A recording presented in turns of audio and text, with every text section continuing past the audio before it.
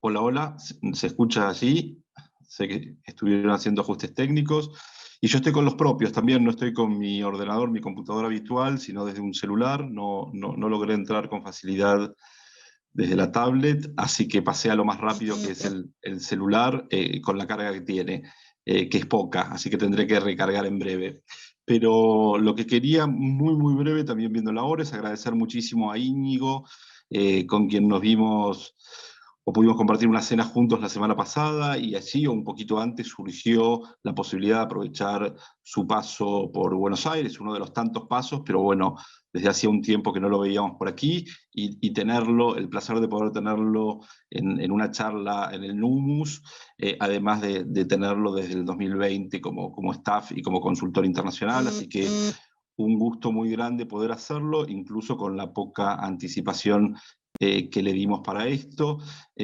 Sin más, los quiero dejar para que aprovechar el tiempo y para escucharlo. Malena Maceira está ahí también ayudando plenamente en la parte física, y veo que también técnica de la coordinación, y esa es la idea del instituto en sí mismo, ¿no? Hasta ahora he podido estar en todas las reuniones que se hicieron, pero mi idea es que el instituto tenga su vida propia más allá de la presencia de las personas que lo componen naturalmente, y en algún sentido esto es muestra de ello. Seguramente al final Malena o Lorena van a anunciar que el mes que viene tenemos ya una actividad pensada también, armada a mediados de septiembre, el 14, que es la presentación y discusión del libro de Marcelo Aevi sobre criminología crítica, que ya está publicándose también en la página de la facultad, y por eso lo mencionamos. Sin más, agradecer muchísimo de nuevo a Íñigo, y tener la posibilidad de tenerlo físicamente y comenzar con estos intercambios que siempre le ha interesado a nuestro instituto. Así que muchísimas gracias, y les dejo en los controles.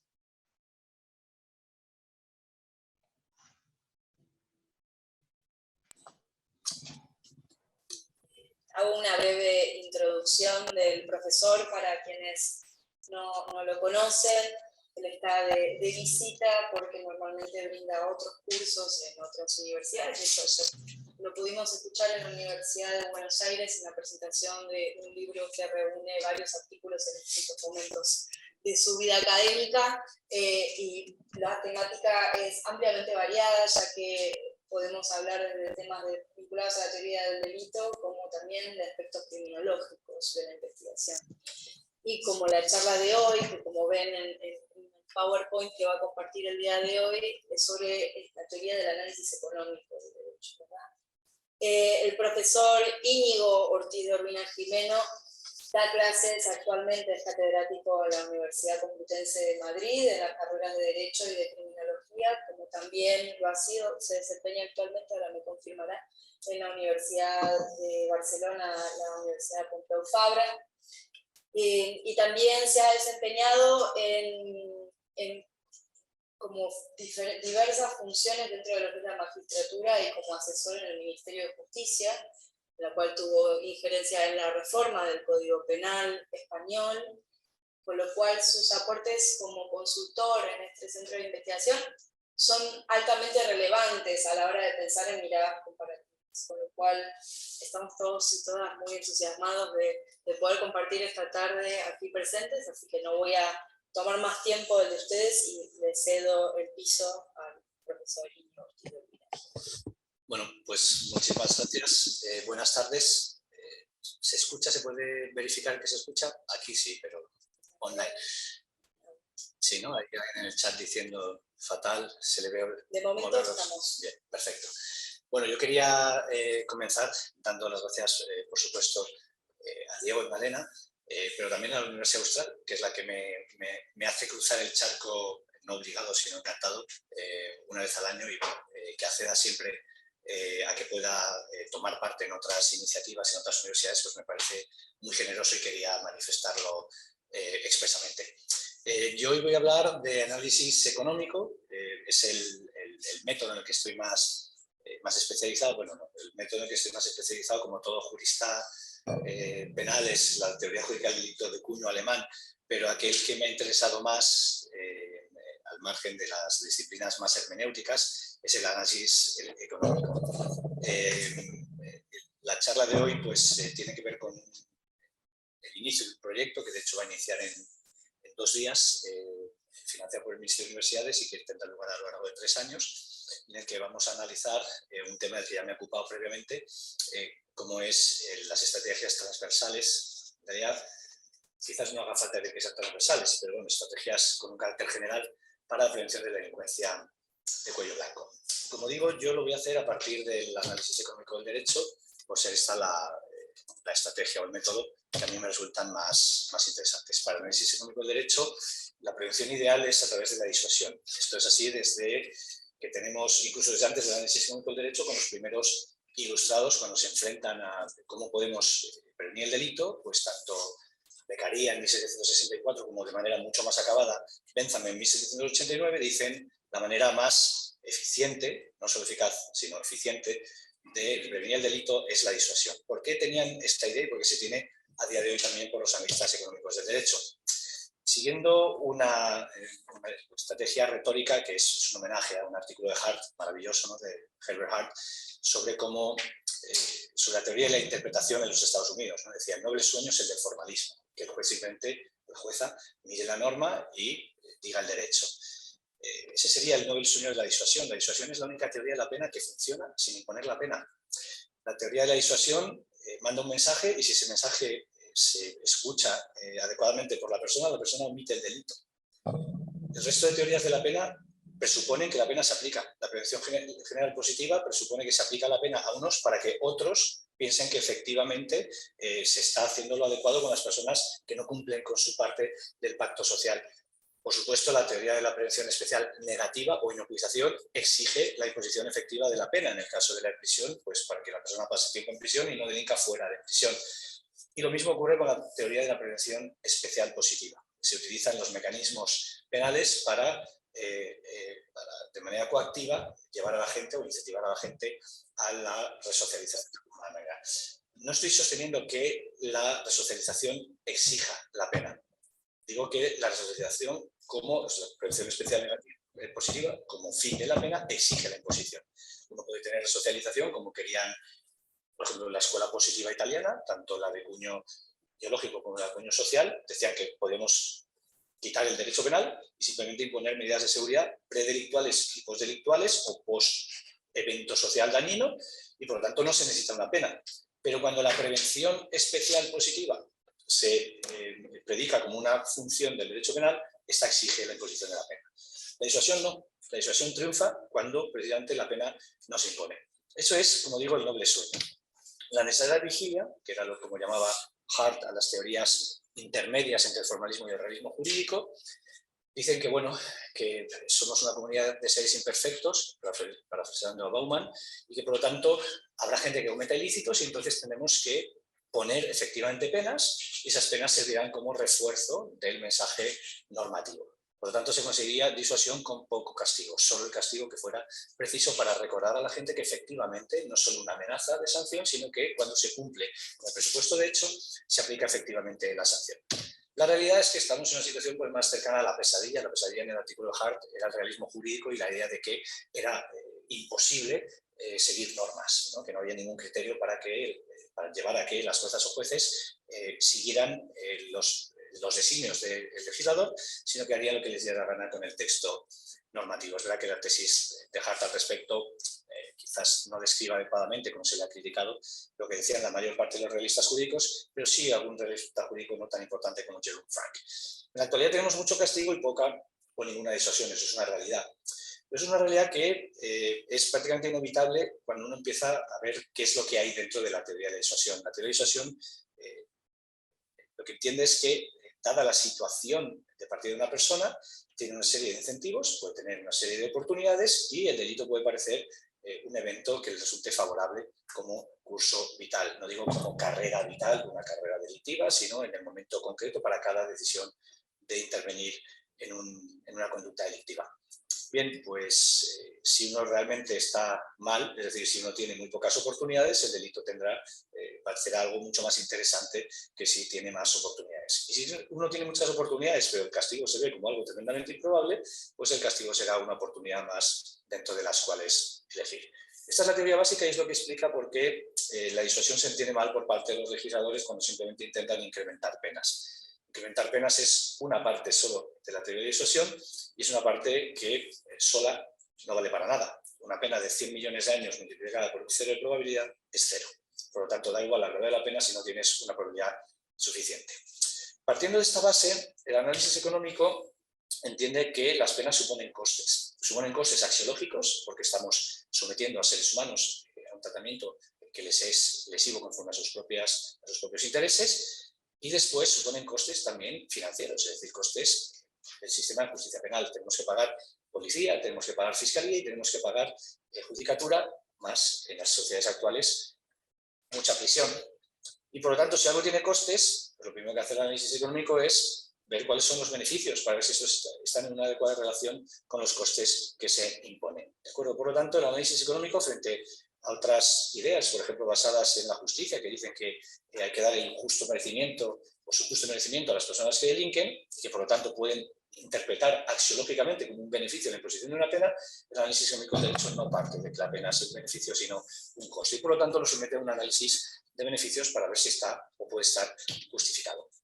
De entre el derecho penal contemporáneo es muchísimo más aburrido de lo que era antes, ¿no? Antes teníamos una paleta de penas tremenda, ¿no? Se castrábamos a la gente, les cortábamos las manos, las lenguas, por decir que la virgen no era virgen, los expulsábamos de su ciudad, de su provincia, los metíamos en un barco y los mandábamos a Australia, donde eran oportunamente resocializados y no penados por parte de los que lo recibían. Pena de muerte, por supuesto, tormentos de todo tipo, etc. Hoy en día, el derecho penal occidental, si quitamos 3 democracias, Estados Unidos, Japón e Israel, que matan porque tienen pena de muerte, el resto pues estamos bastante parecidos. Tenemos penas de prisión, interdicciones, es decir, prohibiciones, te prohíbo manejar, te prohíbo ejercer tu profesión, y penas de multas. ¿Cómo se relacionan entre sí estas penas teniendo en cuenta el análisis económico? La prisión fue definida por un secretario de Estado de Margaret Thatcher de una manera interesante, una manera cara de hacer a gente mala, gente peor. Si quitamos que era un representante de Thatcher para hablar de lo de evil people, gente mala, pero sí es verdad que en muchas ocasiones la prisión parece una estrategia cara para obtener beneficios que son bastante magros. No tiene por qué ser así en todos los casos, pero en los casos en los que la prisión tiene un efecto más claramente positivo suelen ser casos de inocuización. Si podemos poner a un violador serial en prisión y evitar que cometa sus 2 violaciones por año durante 10 años, habremos evitado 20 violaciones, pasa a un coste-beneficio. Pero si tenemos a una persona que tiene un lambda, ¿no? Es decir, el número con el que los criminólogos y las criminólogas definen el número de delitos que una persona comete o se supone que va a cometer por año, si una persona que tiene un lambda de 10 en hurtos lo metemos en prisión, pues tenemos un problema porque seguramente los 10 hurtos no compensen los costes que supone ponerlo en prisión. No solo pensando en esa persona, sino pensando en otras personas en nuestra sociedad. No tengo el número para el coste de la prisión en Argentina, parece por previsiones que es inferior al de España. En España el coste de una persona en prisión son 30.000 euros por año. 30.000 euros por año, antes era más espectacular, porque yo decía, yo hice una maestría en Harvard y costaba menos que tenerme ingresado en prisión un año. Ya no es verdad porque Harvard ha subido bastante, ¿no? Y por lo tanto, pues ahora ya estamos un poquito por encima. Pero claro, el beneficio personal para mí y se supone social para España de tener gente formada en universidades de élite, pues parece bastante más importante que lo que se consigue con tener una persona en prisión un año. Por lo tanto, el análisis económico pone mucha presión al establecimiento de penas de prisión. Ya veremos en qué se traduce eso. Las interdicciones son muy interesantes porque desde el punto de vista jurídico permiten una categorización, ¿no? Se priva a alguien de un derecho durante un tiempo, normalmente. Cuanto más grave sea el delito, más tiempo. Pero desde un punto de vista empírico, me resisto a llamarlo criminológico, aunque desde luego también desde la criminología se puede ver, las interdicciones resultan ser muchísimo más variadas de lo que pensamos. Las interdicciones cuestan igual que las penas de prisión, igual que las penas de multas, de imponer. Hay que pasar el juicio, esa persona tendrá que tener un abogado, tendrá que ver, la policía tendrá que haber indagado fácticamente el evento, la fiscalía tendrá que haber producido jurídicamente el evento y después esto se tendrá que poner delante de un órgano judicial para que se decida si hay pruebas más allá de una duda razonable de que efectivamente la persona llevó a cabo la conducta fáctica en cuestión y que ésta se integra en el tipo por el que o los tipos penales por los que se le está acusando. Eso lo tenemos que hacer para cualquier pena, sea de prisión, una interdicción o una multa. La cuestión interesante es en el momento en el que se dice condenado. Ahí empiezan los costes elevadísimos de la prisión, que le cuesta mucho al Estado, es decir, el asegurarse del cumplimiento de la pena de prisión le cuesta mucho al Estado. Las interdicciones al Estado le cuestan prácticamente nada. Pero el problema que tienen las interdicciones es que con la misma condena a una interdicción, algunas son muy fáciles de verificar, su cumplimiento, otras son muy difíciles. Pongamos que a un político español que hizo grandes esfuerzos por conseguir que la banda terrorista ETA dejara las armas, se le mete por una serie de opiniones y una supuesta afinidad con la banda terrorista, 5 años en prisión, y después se le pone, esto es un caso real, una prohibición de resultar elegido para cargos políticos durante un periodo de 5 años. Cuando esta persona, después de su periodo en prisión, intentó inmediatamente presentarse a unas elecciones, a las primeras que hubo, para dejar claro cuál era la intención, alzaron la mano el resto de partidos políticos y dijeron, se está presentando. Y entonces la Junta Electoral Central dijo, señor Otegi, no se puede usted presentar, se acabó. Si imponemos una pena, imaginemos que Ronaldo o Messi se ven involucrados no en los delitos fiscales que cometieron en España y por los que fueron condenados, sino en delitos, por ejemplo, de corrupción en el deporte. Podemos condenarlos a 2 años de prisión, o ponerles unas multas estratosféricas, o podemos decirles que no pueden ejercer o pueden participar en competiciones deportivas profesionales durante 5 años. ¿Cuál es la probabilidad de que evadan esa prohibición? Pueden evadirla, pero sería inmediatamente detectado porque el momento en el que Messi y Ronaldo volvieran a la actividad deportiva había decenas de personas con cámaras haciéndoles fotografías. Por lo tanto, el Estado no tiene que vigilar, se autovigila igual que en el caso de los cargos políticos. Vamos a poner un caso intermedio, más difícil. Vamos a poner un caso totalmente distinto. No lo voy a hacer por razones de tiempo con ustedes, pero si yo les pregunto que cuántos viajes en auto hacen al día de media al año, una media absolutamente conservadora, una estimación media absolutamente conservadora podría ser 2, ida y vuelta al laburo. ¿No? Pero tengo chicos y luego voy a verles a clase de música, 4. Luego voy al gimnasio, 6. Luego me olvido y son las compras, 8. Por eso 2 es absolutamente conservador. Pongamos que el año tiene, para facilitar la multiplicación, 350 y no 365 días. Bueno, pongamos 365. Eso significa 730 viajes al año. ¿Cuántas veces le paró la policía el año pasado a ustedes? ¿1? ¿2? ¿Ninguna? 4. Hay gente que el otro día en la Austral un tipo dijo 8. Tengo una explicación, dije, no quiero irla. Pongamos algo, vivir al lado de un poblado donde venden droga, alguna cosa de esta, ¿no? Es verdad, te paran, ¿no? Porque dicen, coche bueno, debe llevarla esta de vuelta, vamos a ver, o lo ingresas. El punto es, si a uno le paran 2 veces por año y hace 730 viajes, la probabilidad es 1 partido 365. Eso significa que la probabilidad de que a uno le detecten en un viaje individual concreto es de 0, un poquito menos de 3, ¿vale? 0,28 aproximadamente. Eso significa que tienes un 9,78% de probabilidades de que no se te detecte en un viaje. Claro, si uno infringe la interdicción en 1000 veces, pues seguramente ya tenga, ¿no? Es decir, le tocará alguna vez y será detectado. Pero si uno la quiere infringir una vez aquí, otra vez allá, es muy difícil estadísticamente que resulte detectado. De nuevo, a Messi 100%, al político 100%, a la mayoría de nosotros cuando se nos impone esta otra interdicción, una probabilidad muy por debajo del 1%. Es la misma pena, pero no se puede verificar su cumplimiento de la misma manera. Incluso la misma prohibición. Yo una vez, cuando ejercía la profesión de abogado, decía, a mí me tendrían que poner una interdicción para el ejercicio de la profesión de abogado, porque entonces podría hacer lo que yo quería, que era pasar del ejercicio de litigación al ejercicio de asesoramiento.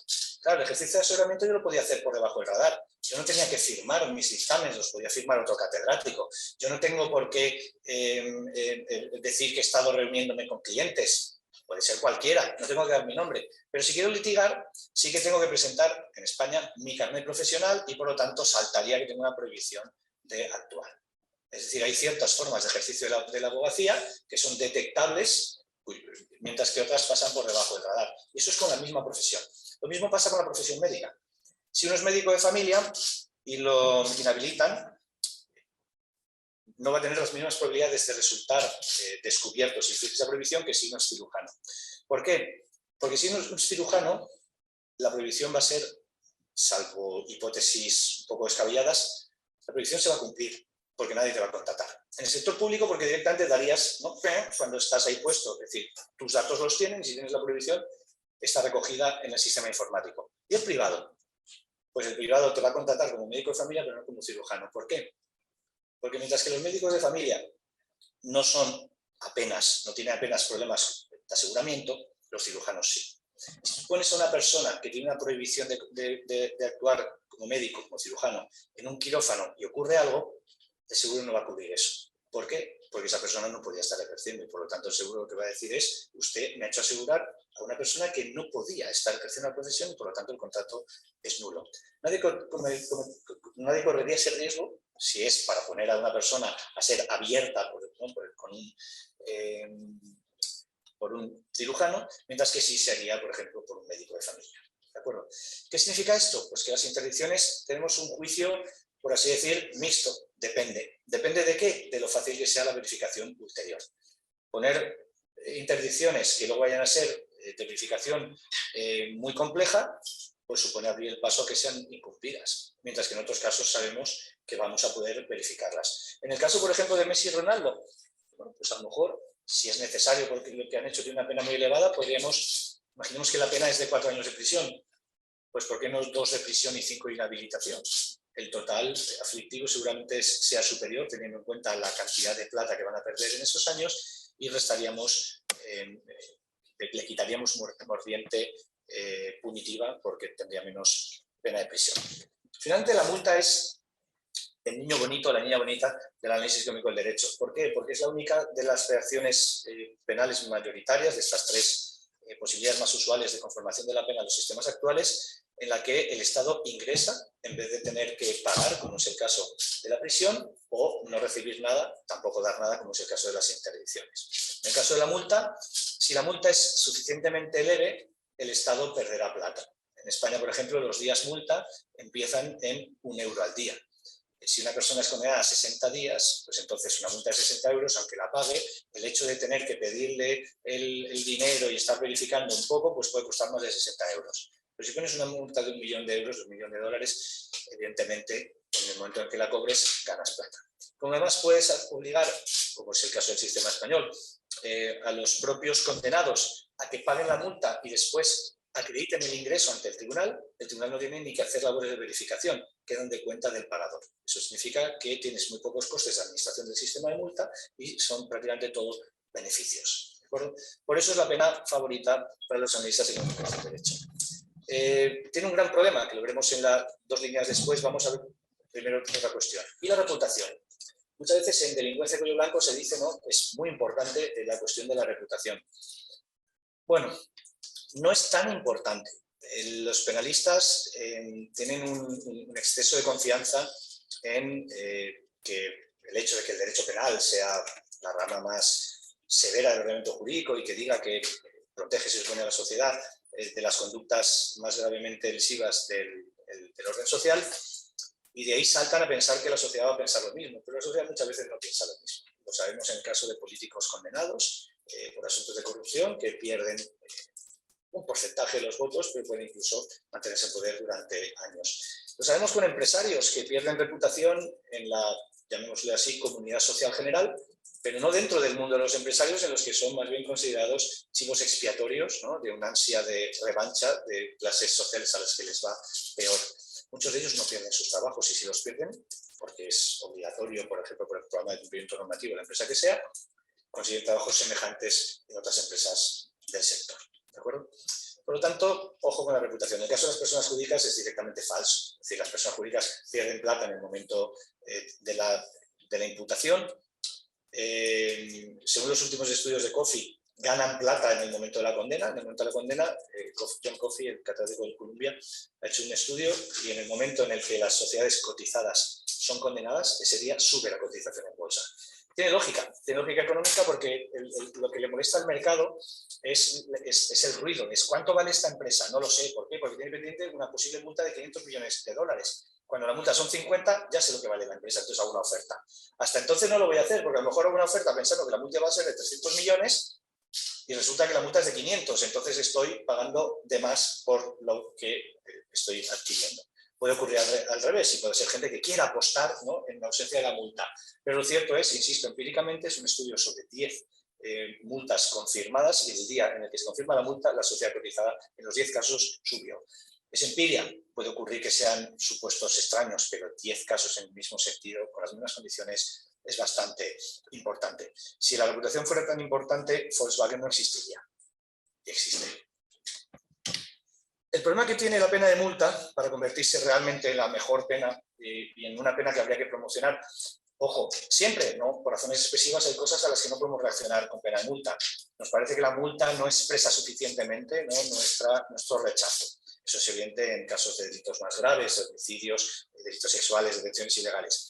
Pero la multa sí podría tener un ámbito interesante en los delitos de cuello blanco, y antes de que me digan, bueno, entonces, ¿qué pasa? ¿Que los delincuentes de cuello blanco nunca entran en cana porque tienen más suerte? No, también podremos, cuando los casos sean de suficiente gravedad, en muchos casos de estafas millonarias o de casos de corrupción, si se considera oportuno el ingreso, se puede ingresar. Pero en estos casos, al igual que en otros tipos de criminalidad, en lesiones no tan graves, incluso si se entiende oportuno, por las razones que sean, que la persona ingrese en prisión, yo creo que habría que tener a la idea del profesor Paul Robinson, ¿no?, en el libro de Principios Distributivos del Derecho Penal, de 2008, la traducción a castellano es de 2009, la traducción a castellano es de 2012, él lo que decía es, ¿y por qué no penas mixtas? ¿Por qué pensar, es decir, todo prisión o todo multa? ¿Y por qué no decir, si va 5 años, si entendemos que por razones de justicia, prevención, etcétera, tiene que ir 5 años a prisión, ¿por qué no hacer 3 años de prisión y una importante multa? O 4 años de prisión y una importante multa,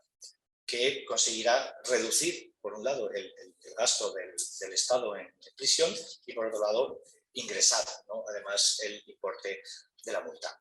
El problema de la multa es el de la ilusión personal de la sanción. Si la multa va como única pena, es muy fácil que, si la multa se calcula conforme a la capacidad económica de la persona, pero la paga una persona jurídica, la persona jurídica para que la persona trabaje, pues la pena de multa suponga básicamente un coste de producción.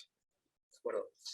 Mientras que la pena de prisión se cumple, salvo hipótesis, ¿no?, pues de John Travolta, que le cambian la cara por otro tipo y que no sé qué, salvo hipótesis algo extravagantes, la pena de prisión la cumple uno mismo. Mientras que la pena de multa no tiene por qué cumplirla uno mismo. Yo en mis labores de cuando trabajaba de abogado he pagado multas de 18 millones de euros impuestas a 4 personas por lavado de activos, que se han pagado por la persona jurídica. Y lo único que nos solicitó el tribunal, yo fui pensando a ver si me van a dar una lección sobre el principio de personalidad de las penas, lo único que me dijeron es, por favor, un ingreso por cada uno de las personas físicas. Que no lo mande todo a la vez, porque entonces no. Eso es todo lo que pidieron, eso es lo que les importaba. Es decir, la cuestión administrativa, nada que ver con el principio de personalidad de las penas. Por lo tanto, sí, habrá en ocasiones en las que tengamos que acudir a la amenaza y a la sanción con pena de prisión para evitar este problema que puede desarmar todo el edificio de la disuasión. Bien, ¿qué problemas tiene la disuasión? ¿No? Porque si este sería el funcionamiento y este sería el funcionamiento con cada una de las penas, ¿por qué en la realidad vemos importantes déficits? Bueno, yo como dije antes, pienso que en primer lugar hay un problema de mala comprensión de lo que dice la teoría y que genera unas expectativas absolutamente disparatadas sobre aquello que se puede conseguir mediante la disuasión. A mí me interesa, vuelvo a Robinson, en el libro que comentaba antes, él hizo una cosa, bueno, ya lo había hecho antes en compañía de Jonathan Darley, el psicólogo cognitivo, en un artículo de 2004 publicado en el Oxford Journal of Legal Studies. Ellos dijeron, bueno, hay mucha discusión sobre la empiria y la disuasión, pero hay que ser un poco más analítico. Es decir, porque que la disuasión no funciona como se pensaba, eso está claro.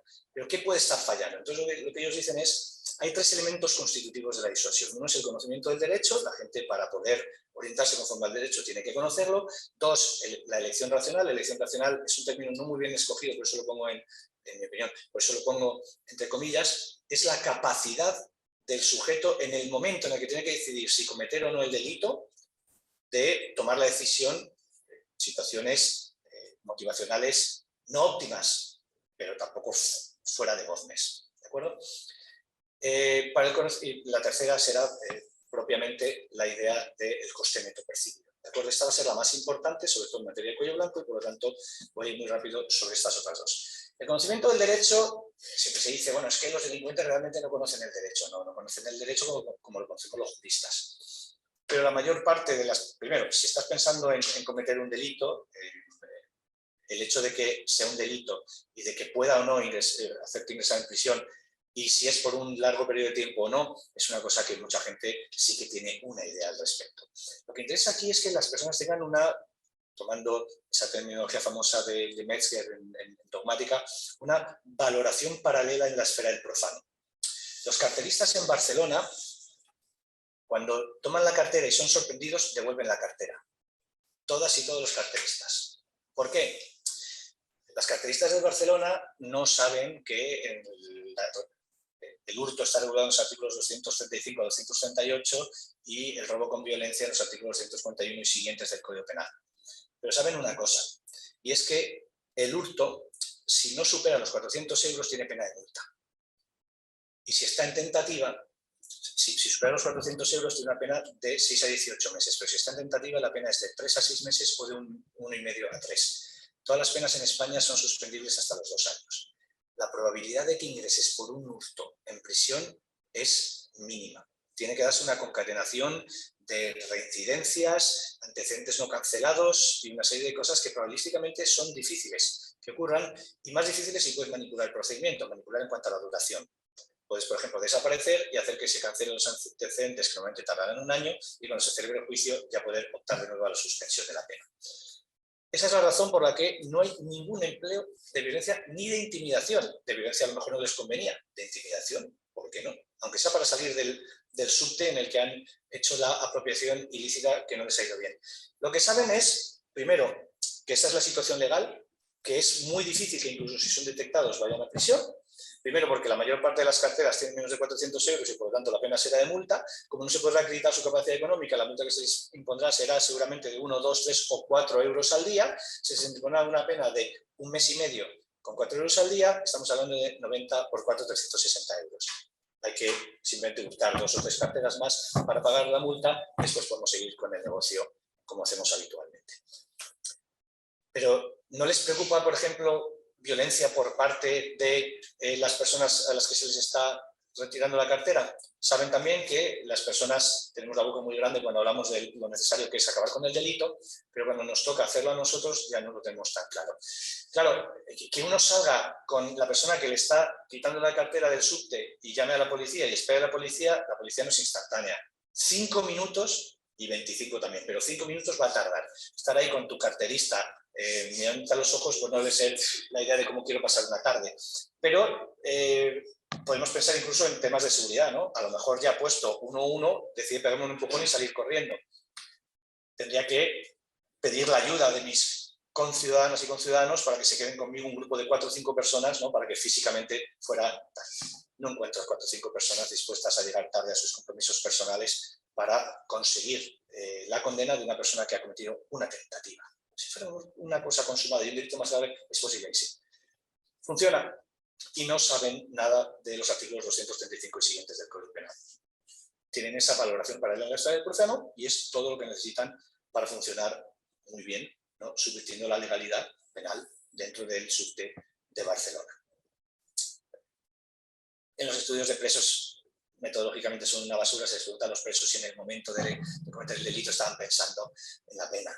Eso es como no decirle a una persona, usted cuando va a tener una relación sexual está pensando que puede tener una disfunción eréctil a los varones. Pues no es eso en lo que estaba pensando, porque si lo estaba pensando, pues enhorabuena si no ocurrió, ¿no? Porque uno pues más bien debe estar pensando en otras cosas y en el éxito de la empresa.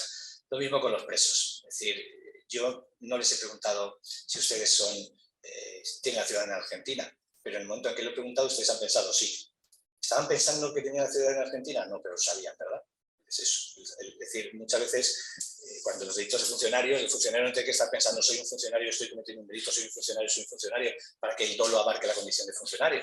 Simplemente que pueda recuperar la información de modo espontáneo sin tener que hacer una reconstrucción de ningún tipo. Eso mismo con los delitos.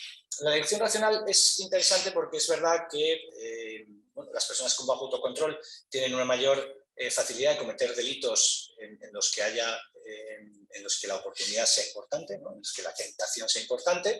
Es verdad que las personas bajo el alcohol y la influencia de otras drogas, legales o ilegales, pues tomamos peores decisiones y también que las tomamos peores cuando estamos en grupo. Robinson explica muy bien dos fenómenos de psicología social, el giro arriesgado y la pérdida de individualidad. No los comentaré por razones de tiempo, pero me interesa marcarlo para ver que esto no sale de la nada, es decir, que hay ciencia social detrás de esto. Es decir, nada es perfecto, pero desde luego sí que la plausibilidad de que esto sea así es muy elevada.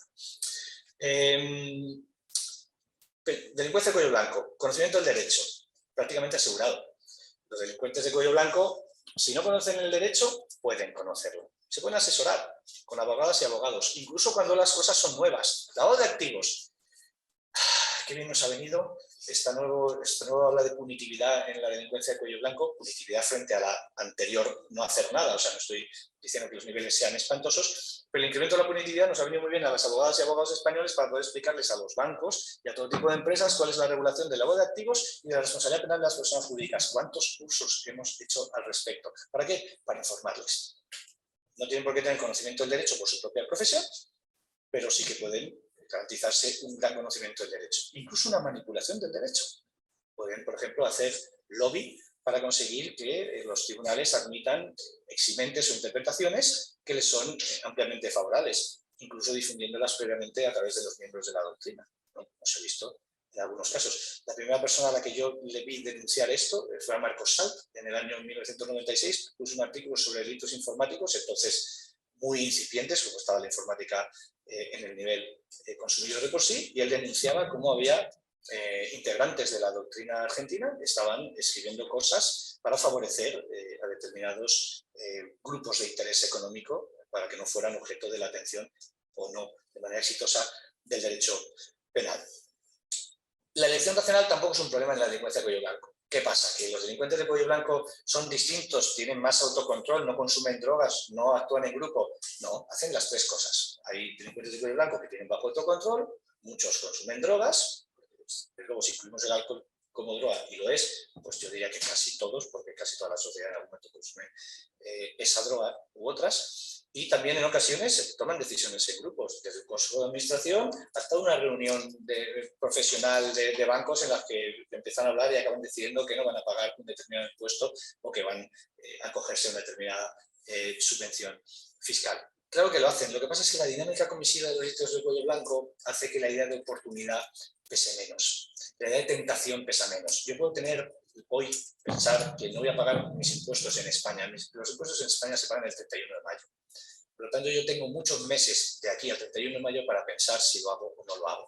No es como salir medio ebrio de una discoteca, un boliche, ver una motocicleta sin ningún tipo de seguridad y decir, me ahorro el dinero del taxi y subirse en la motocicleta para llevársela. Ese factor de inmediatez, le pego un puñetazo y así acabó la discusión, mucho mejor que si seguimos hablando en una comunidad habermasiana de discurso. Eso también tiene que ver con la oportunidad y con los nervios del momento, y eso no se da en la delincuencia o no se da habitualmente en la delincuencia de cuello blanco. De nuevo, si me ocurre una hipótesis, yo tengo mucha imaginación. Claro que sí, estoy ebrio, soy el director de la sucursal del banco y a las 3 de la madrugada utilizo mi clave para lavar activos del cártel de Sinaloa pensando, mañana no me va a pasar nada. Pero la probabilidad de que eso ocurra, ¿no? Primero tendría que haber contactado conmigo alguien del cártel de Sinaloa, yo no puedo lavar los activos si no los tengo, y segundo, tengo que ser un absoluto idiota. El tercer, por lo tanto, de estos dos problemas que veíamos, que son problemas muy importantes para otro tipo de delincuencia, en la delincuencia de cuello blanco apenas son de aplicación.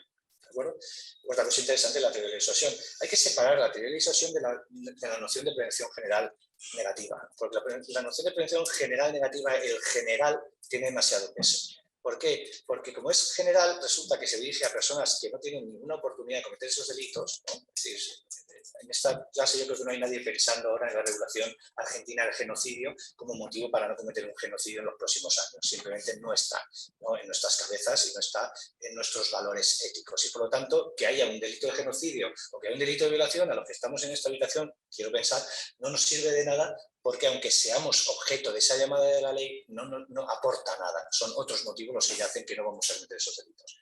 Para otras personas, sin embargo, dice demasiado poco porque es demasiado general. La teoría de disuasión, sin embargo, se puede concretar más. ¿De acuerdo?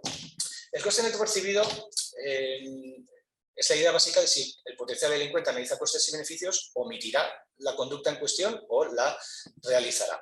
Aquí el primer problema es que ni la pena ni el beneficio son ciertos, ¿no? Es decir, yo cometo el delito y a lo mejor me punen y a lo mejor no. Si el delito tiene una probabilidad de detección y condena del 20%, la mayoría no llegan al 20%, pues entonces tendré un 80% de que no. Eso significa que tengo 4 sobre 5 posibilidades de que no me caiga la pena. Eso, insisto, con un 20%, que es una pena extraordinariamente, una probabilidad de imposición de la pena es excepcionalmente elevada para la mayoría de los ilícitos en nuestros ordenamientos jurídicos. El beneficio tampoco es cierto, pero en muchas ocasiones esta distancia entre la expectativa y la realidad es distinta, y es distinta a favor del beneficio.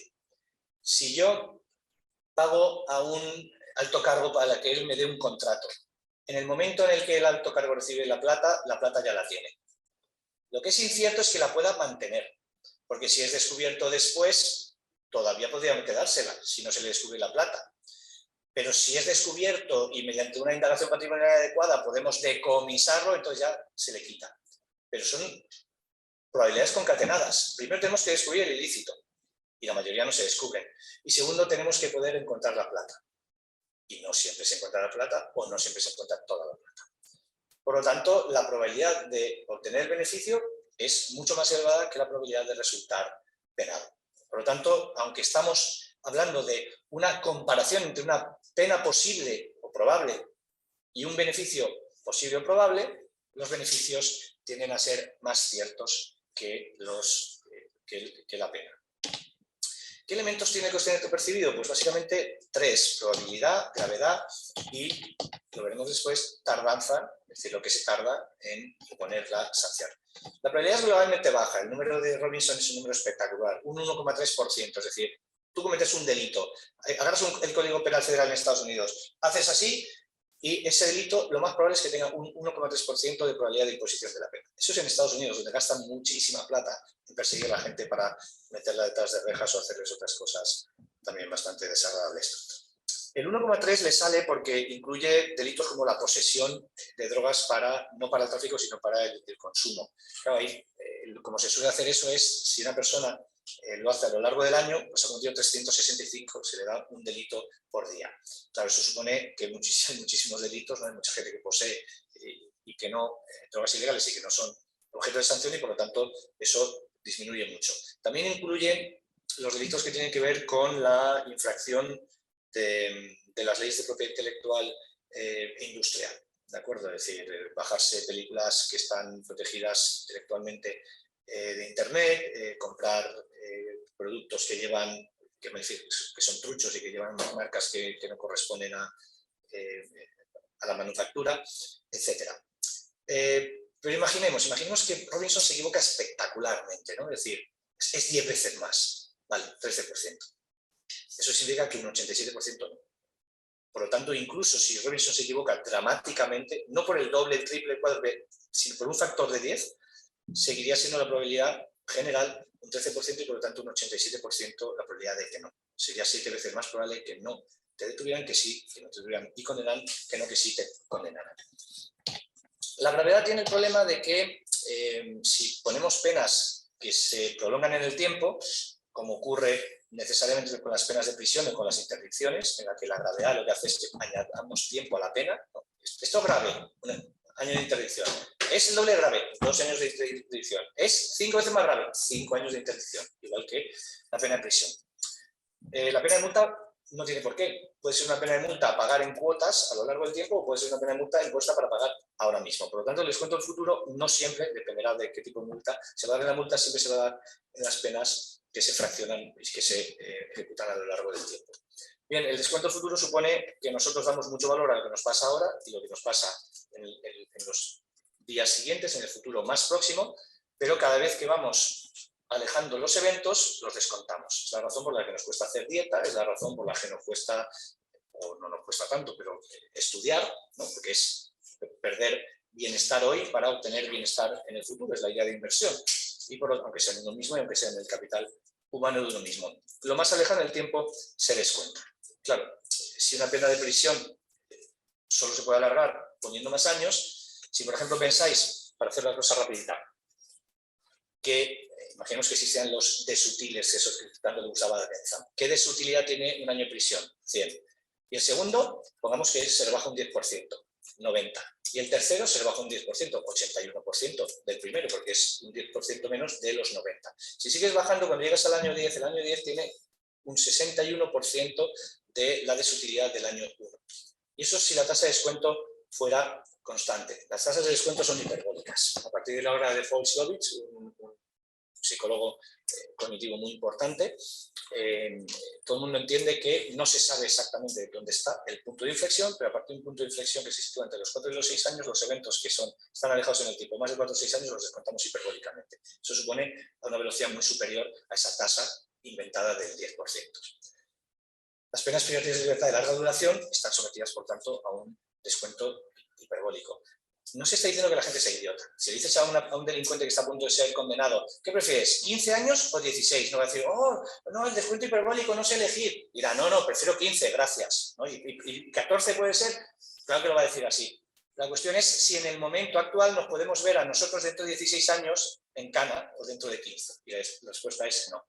Ni en 15, ni en 14, ni seguramente en 3 años. Lo más importante es verte pasar por los años para ingresar en prisión.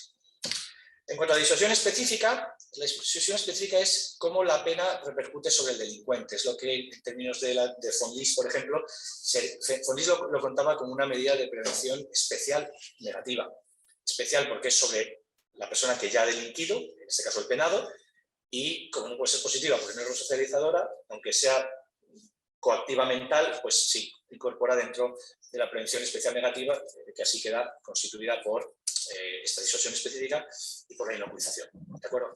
Los yankees simplemente lo llaman specific deterrence y lo contrastan al general deterrence, que es la disuasión general, que es nuestra prevención general negativa. Y aquí la pregunta es, ¿son 10 años de cárcel 10 veces por un año de cárcel? Y la respuesta es no. El dato más clave es decir, los primeros meses de prisión y los primeros años de prisión son peores que los últimos. El dato clave aquí es por supuesto una variable próxima, no está midiendo el fenómeno en sí, pero sí que nos puede dar una idea aproximada. Por ejemplo, ¿qué porcentaje de personas que cometen delito de robo se suicidan después del robo en España? No hay dato. O sea, no se sabe que una persona haya hecho eso nunca. Lo habrá hecho alguien, seguro, por estadística, pero es tan irrelevante que no se mide. ¿Cuántos agresores letales de género, cuántas personas que matan a su mujer o exmujer en España se suicidan después? Entre un 10 y un 15%. Como el número es tan elevado, por eso lo decimos. ¿Significa eso que que los agresores no letales de género también se suicidan? Seguramente no lo signifique. Es decir, seguramente sean los más bestias, los que están más desesperados, subjetivamente desesperados, los que tomen esa decisión.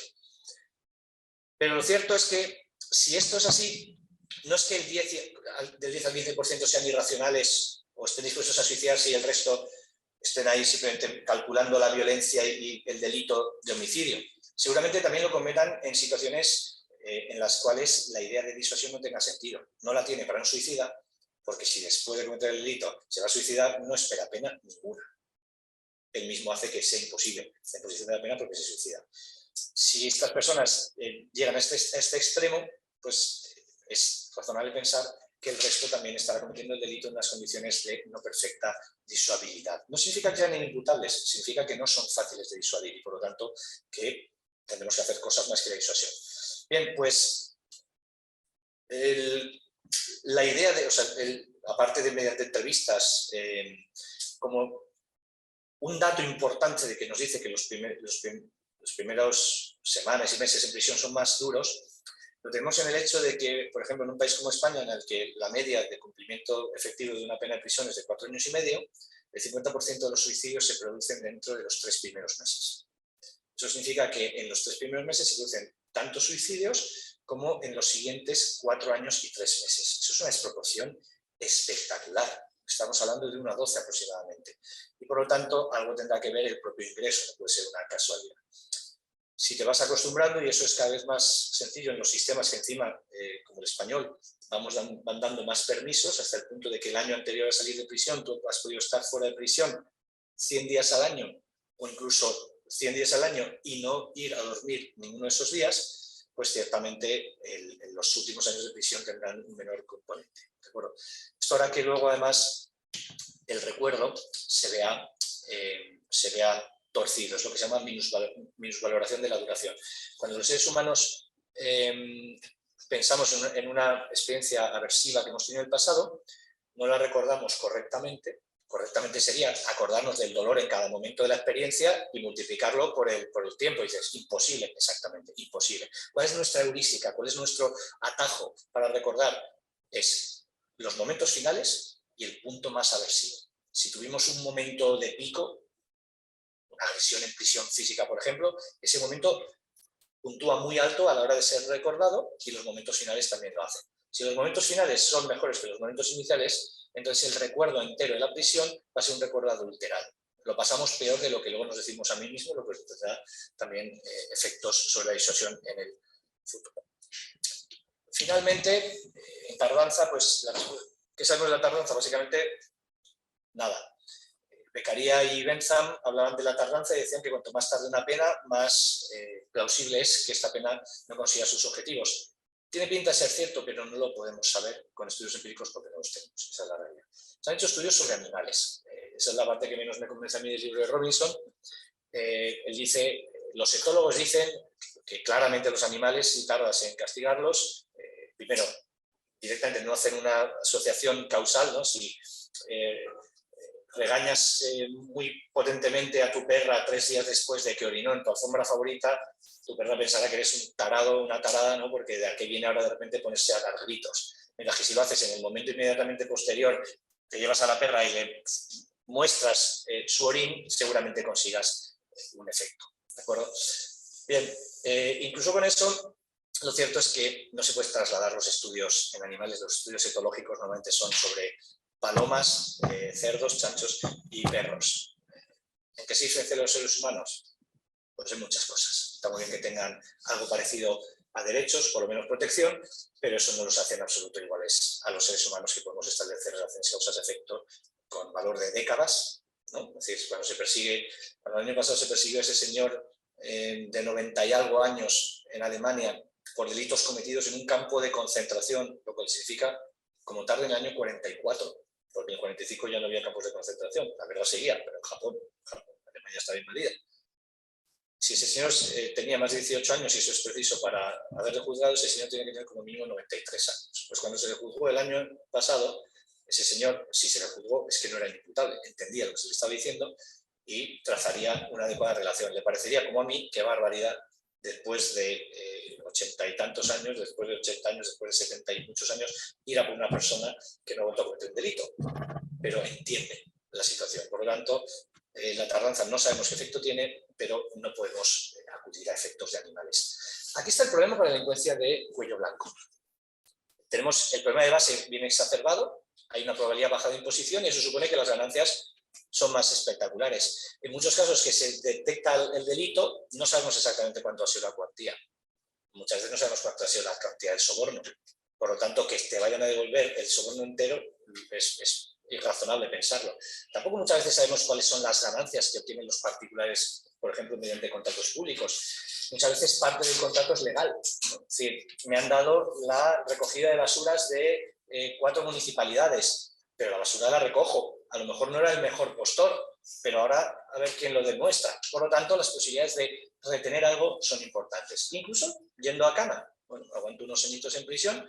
Una cosa a mí me impresionó en el estudio de abogados, gente que le decía, si llega a un acuerdo con la fiscalía, si aparece el dinero, que tú no te lo has llevado porque tú eres inocente, claro, pero si apareciera el dinero, entonces la pena sería de 2 años y se suspendería.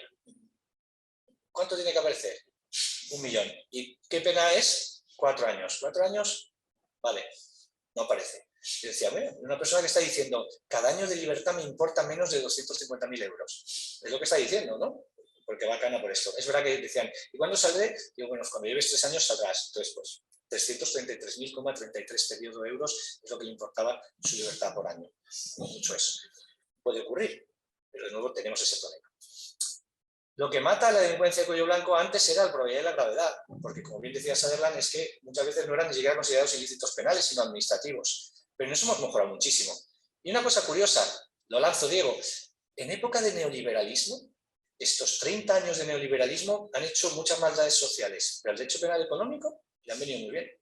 Lo ha mejorado técnicamente y ha hecho que haya muchísima más persecución con penas muchísimo más graves. Eso es indudable, es objetivo. Es decir, antes había menos delitos y estaban clarísimamente infrapenados. Eso ya no se puede decir. Hay delitos que están infrapenados, otros que están suprapenados, y hay cosas que deberían ser delitos y no lo son, y hay cosas que están y no deberían estar. Seguro, como en el resto del derecho penal. Pero esa distancia enorme se achica con el resto del Código Penal, con el resto de la presión punitiva, se ha achicado, y se ha achicado, insisto, en años de éxito del neoliberalismo, lo cual resulta peculiar. Yo se lo dejo a los criminólogos críticos para que me den alguna explicación. Y si es porque es un velo que realmente tapa lo que ocurre en realidad, bueno, la gente se le mete en cana. Sí, a lo mejor ellos objetarían, ¿no? Que, hombre, para ser simbólico, pues que el símbolo sea otra cosa, ¿no? Que no me ingresen en prisión. Donde tenemos el problema es en la probabilidad. Casi siempre la disuasión fracasa en la probabilidad, y esto es crucial porque todos los estudios de disuasión indican que la probabilidad es más importante que la gravedad, manifiestamente. Ese es el pecado original de las visiones originales del análisis económico del derecho. Pensaban que se podía sustituir, que había una relación de sustitución perfecta entre gravedad y probabilidad. Que si tú tenías una pena de 2 años con una probabilidad del 50%, podías subirla a 4 años y bajar la probabilidad al 12,5%, que era una matemática. Eso se ha acreditado que es radicalmente falso. Las personas reaccionamos mucho más a la probabilidad que a la gravedad de la sanción, lo cual está muy bien, porque si no el análisis económico del derecho se metía en un lío inmediatamente con la proporcionalidad. Puedes subir la pena del hurto a 8 años porque convenza por razones de prevención, por lo tanto tendría muy poco que decir el análisis económico del derecho. Esto es lo que se llama el paso de los beckerianos, Becker y Becker, que es el que sostenía esto, a los beccarianos, porque como dice Donoghue, el primero que dijo que la probabilidad importaba más que la gravedad es Beccaria. Beccaria, o quien escribiera esa parte del libro, ¿no? Que como sabemos gracias a Ezequiel Malarino, puede no haber sido él o no él todo el rato. Un magnífico artículo de Ezequiel sobre la influencia sobre Berry y sobre la influencia de Berry en este libro.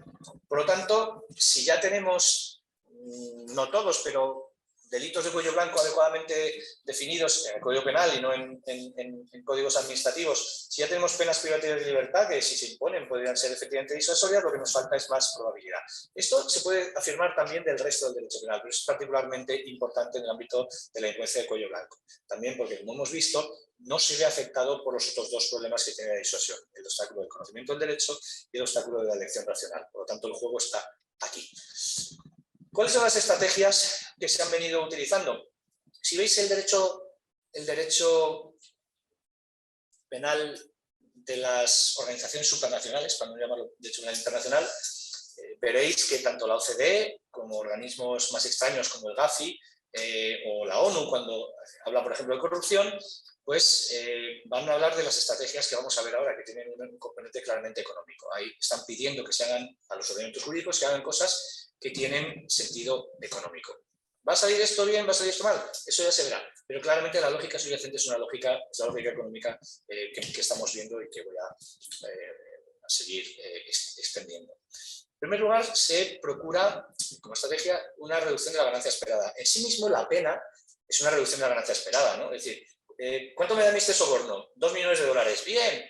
Y 2 años de cárcel. Bueno, pues entonces son 2 millones de dólares, si los logro ocultar, más 2 años de cárcel. Eso reduce mi ganancia esperada. Si no me meten en cana, mucho mejor. La idea es, te voy a meter en cana para reducir esa ganancia esperada. ¿Cómo se consigue reducir la ganancia esperada? Básicamente con 2 instituciones. Uno, el decomiso de ganancias. 2, el lavado de activos. El lavado de activos tiene muchas más ventajas, porque el lavado de activos, que puede ser, en mi opinión, es ilegítimo, no inconstitucional, pero sí ilegítimo en el caso del autolavado, pero desde luego lo que hace es poner presión porque incrementa la probabilidad, porque ahora hay más gente que puede verse irradiada por tu responsabilidad si te ayudan, por ejemplo, a gastarte el dinero.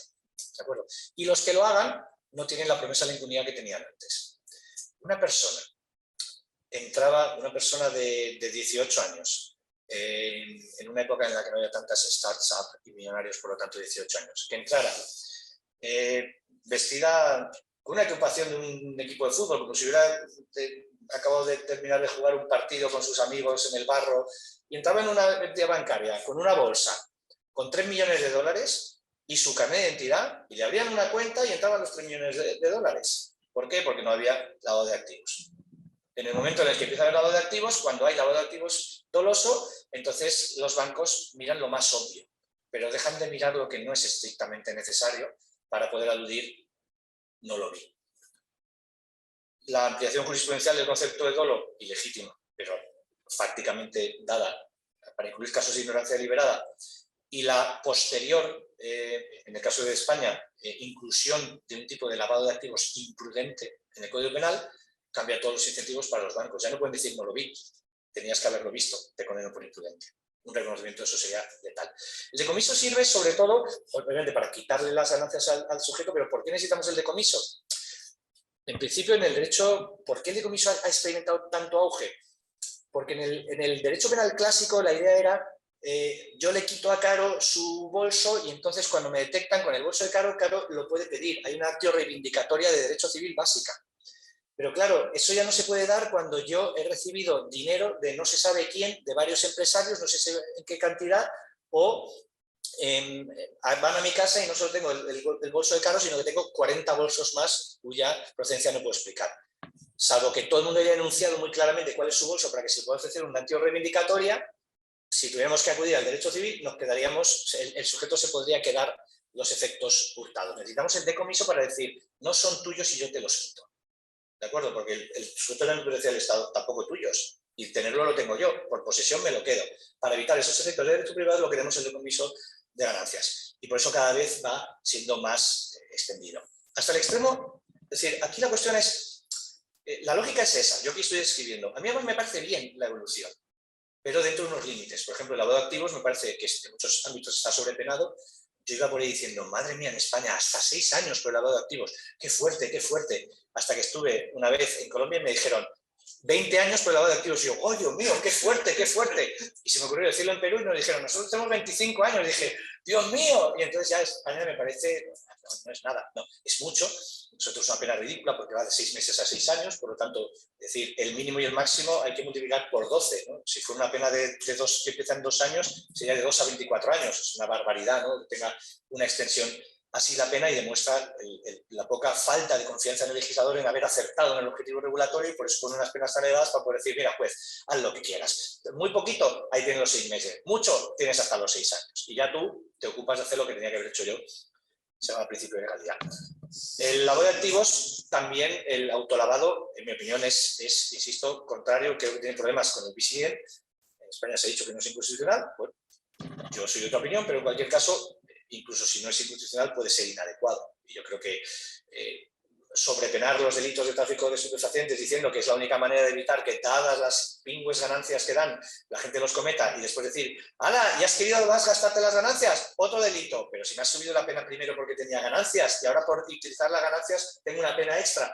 No se puede, se puede entender, pero como decía este módulo, o no lo entiendo o lo entiendo demasiado. En este caso lo entendemos demasiado, ¿no? Y es absolutamente inadmisible. Bien, de nuevo, ocurre por ejemplo con el decomiso que se implementa antes de que haya una condena, no ya firme, sino incluso definitiva, o el decomiso que se extiende a familiares y personas cercanas, al menos que van a quitar la buena fe. Es decir, claro que hay posibilidades, muchas, como siempre en el derecho penal, de que el proyecto regulatorio no salga mal. Y ahora vamos a ver más. Pero la lógica en sí misma creo que es una lógica adecuada y que se hace bien y que además se puede hacer bien. ¿Cómo conseguir, en vez de una reducción de ganancia esperada, mayor probabilidad? Pues sobre todo fomentando la colaboración de particulares. Todos hemos visto las películas estadounidenses, los programas de protección de testigos, eso sería lo más básico. A partir de ahí, delación por partícipes. Sé que tienen una experiencia horrible en la Argentina con esta parte del derecho penal premial, pero en otras partes del mundo funciona muy bien.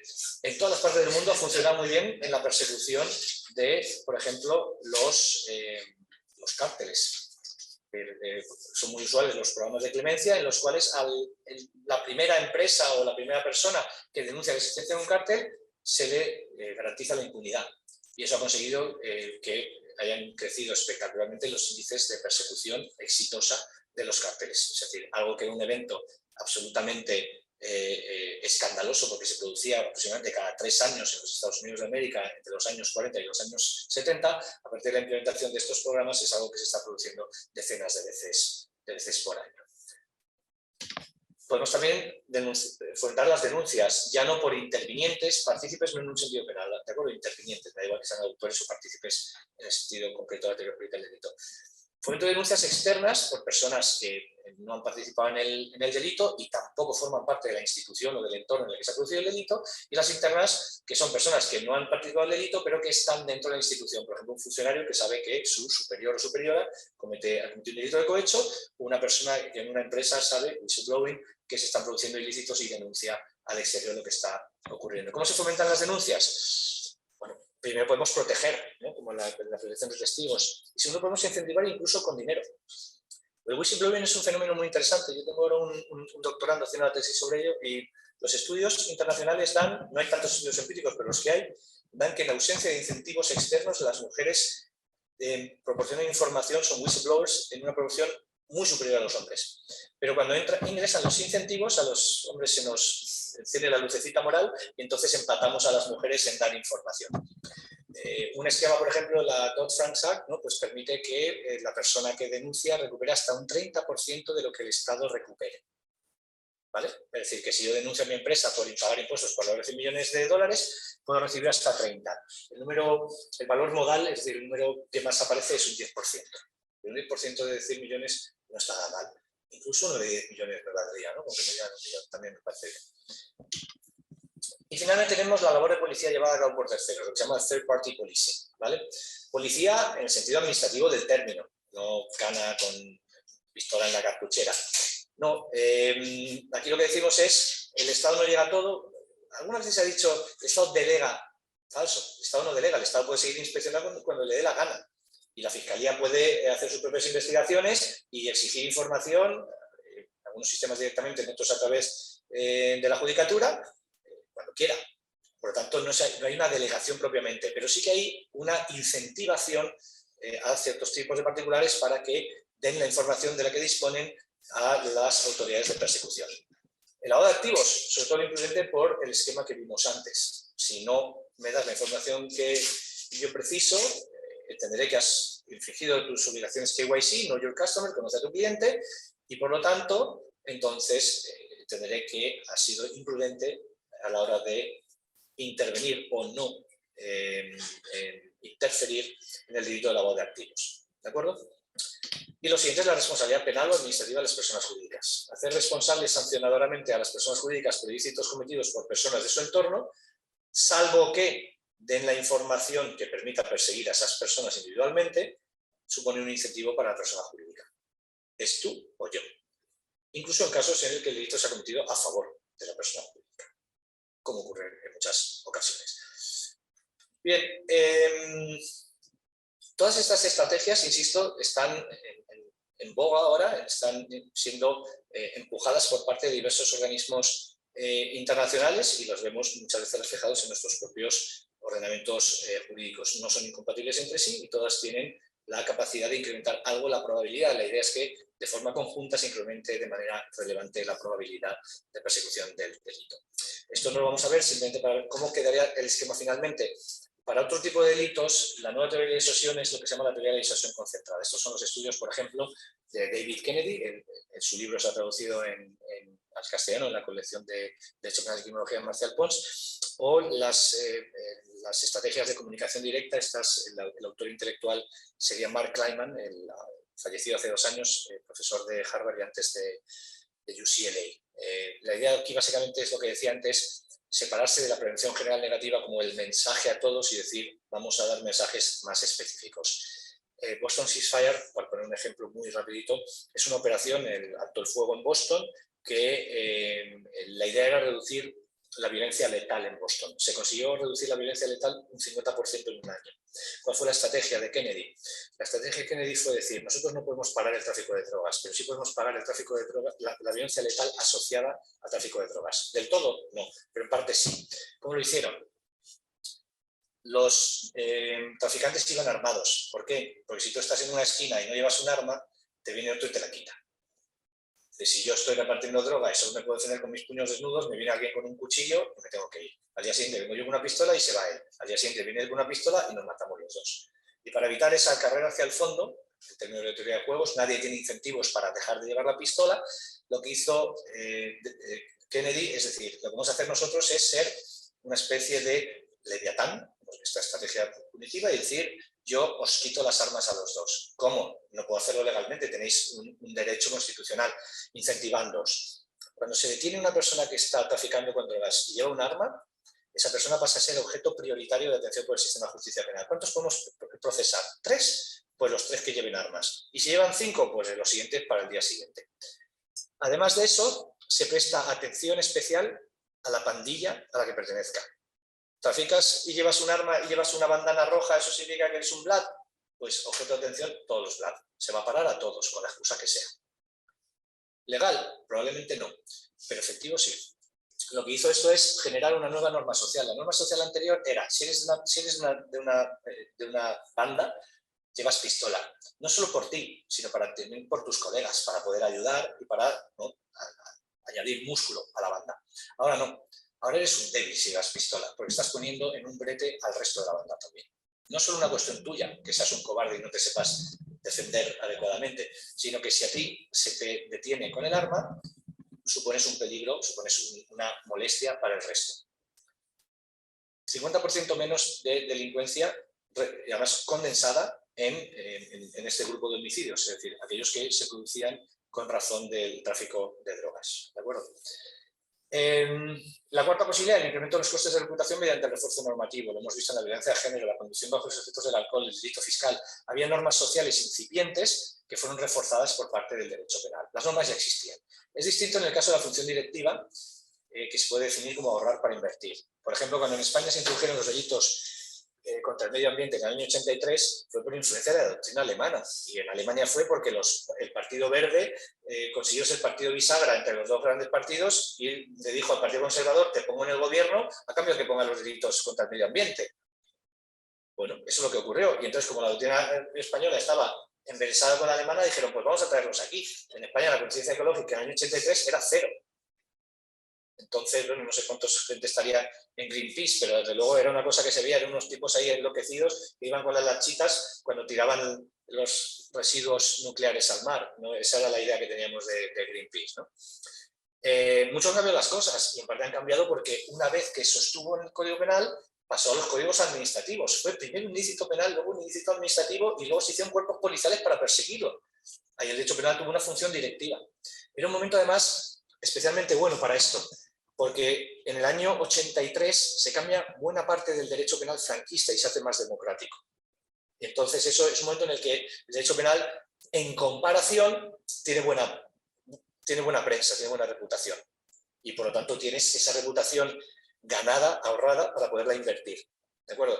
En un país en el que no haya confianza en el sistema de justicia penal, el hecho de que algo esté considerado como un delito, pues será una ocurrencia del legislador más y punto. ¿De acuerdo? Bien, como digo, esto es solo para mostrarlo, esto es más difícilmente aplicable, no imposible en absoluto, pero más difícilmente aplicable a la delincuencia de cuello blanco. Voy a terminar muy rápido con un ejemplo de cómo se pueden orquestar estas cosas y los problemas que tiene la orquestación de estas medidas. Es decir, la teoría está muy bien, pero la praxis es compleja. Por ejemplo, para el incremento de la probabilidad me voy a basar en un caso que yo he estudiado empíricamente, mucha más gente lo estudia empíricamente, que es la responsabilidad penal de las personas jurídicas en Estados Unidos, ¿no? El discurso mayoritario en nuestros países, de lengua hispana y en general en todos los países, incluso en Estados Unidos, es en Estados Unidos no hay apenas persecuciones que acaben en condena porque hay muchos acuerdos de no persecución de las personas jurídicas. ¿De acuerdo? Eso es un poco la idea global y, como veremos, falsa. El objetivo de la responsabilidad penal jurídica según las Sentencing Guidelines. Las Sentencing Guidelines son, como nadie sabe mejor que Diego Ziesman, las directrices para la determinación de la pena en Estados Unidos. Los juicios tienen dos partes, una parte de determinación de la responsabilidad y una parte de determinación de la medida o pena concreta. Las Sentencing Guidelines son directrices para esa segunda parte. O sea, uno ya ha sido declarado responsable. El dolo, la imputabilidad, si es autor o cómplice, eso ya se ha decidido en la primera fase y aquí vamos a poner simplemente la pena. Para las personas jurídicas el objetivo desde el año 91 y no ha cambiado en las Guidelines es este. un castigo justo, una disuasión adecuada y una serie de incentivos para que las organizaciones mantengan mecanismos internos de prevención, detección y denuncia de conductas delictivas. Un castigo justo es una estupidez hablando de personas jurídicas. No hay justicia para las personas jurídicas, las habrá para las personas que las integran, pero no para el ente. McDonald's no se ve mancillado en su honor por una condena injusta. Los que lo componen sí. Una disuasión adecuada, bien. Y luego para las personas jurídicas, mecanismos de prevención, detección y denuncia. Si previenes, perfecto, ya no hay delito. Pero si no, que se detecte y que se denuncie. Eso es incremento la probabilidad de la atención por parte de las autoridades. La detección y luego la denuncia y por lo tanto puesta en conocimiento de las autoridades. ¿Qué función tiene el compliance o cumplimiento normativo? En las guidelines, de nuevo, a pesar de que podríamos pensar, ¿no?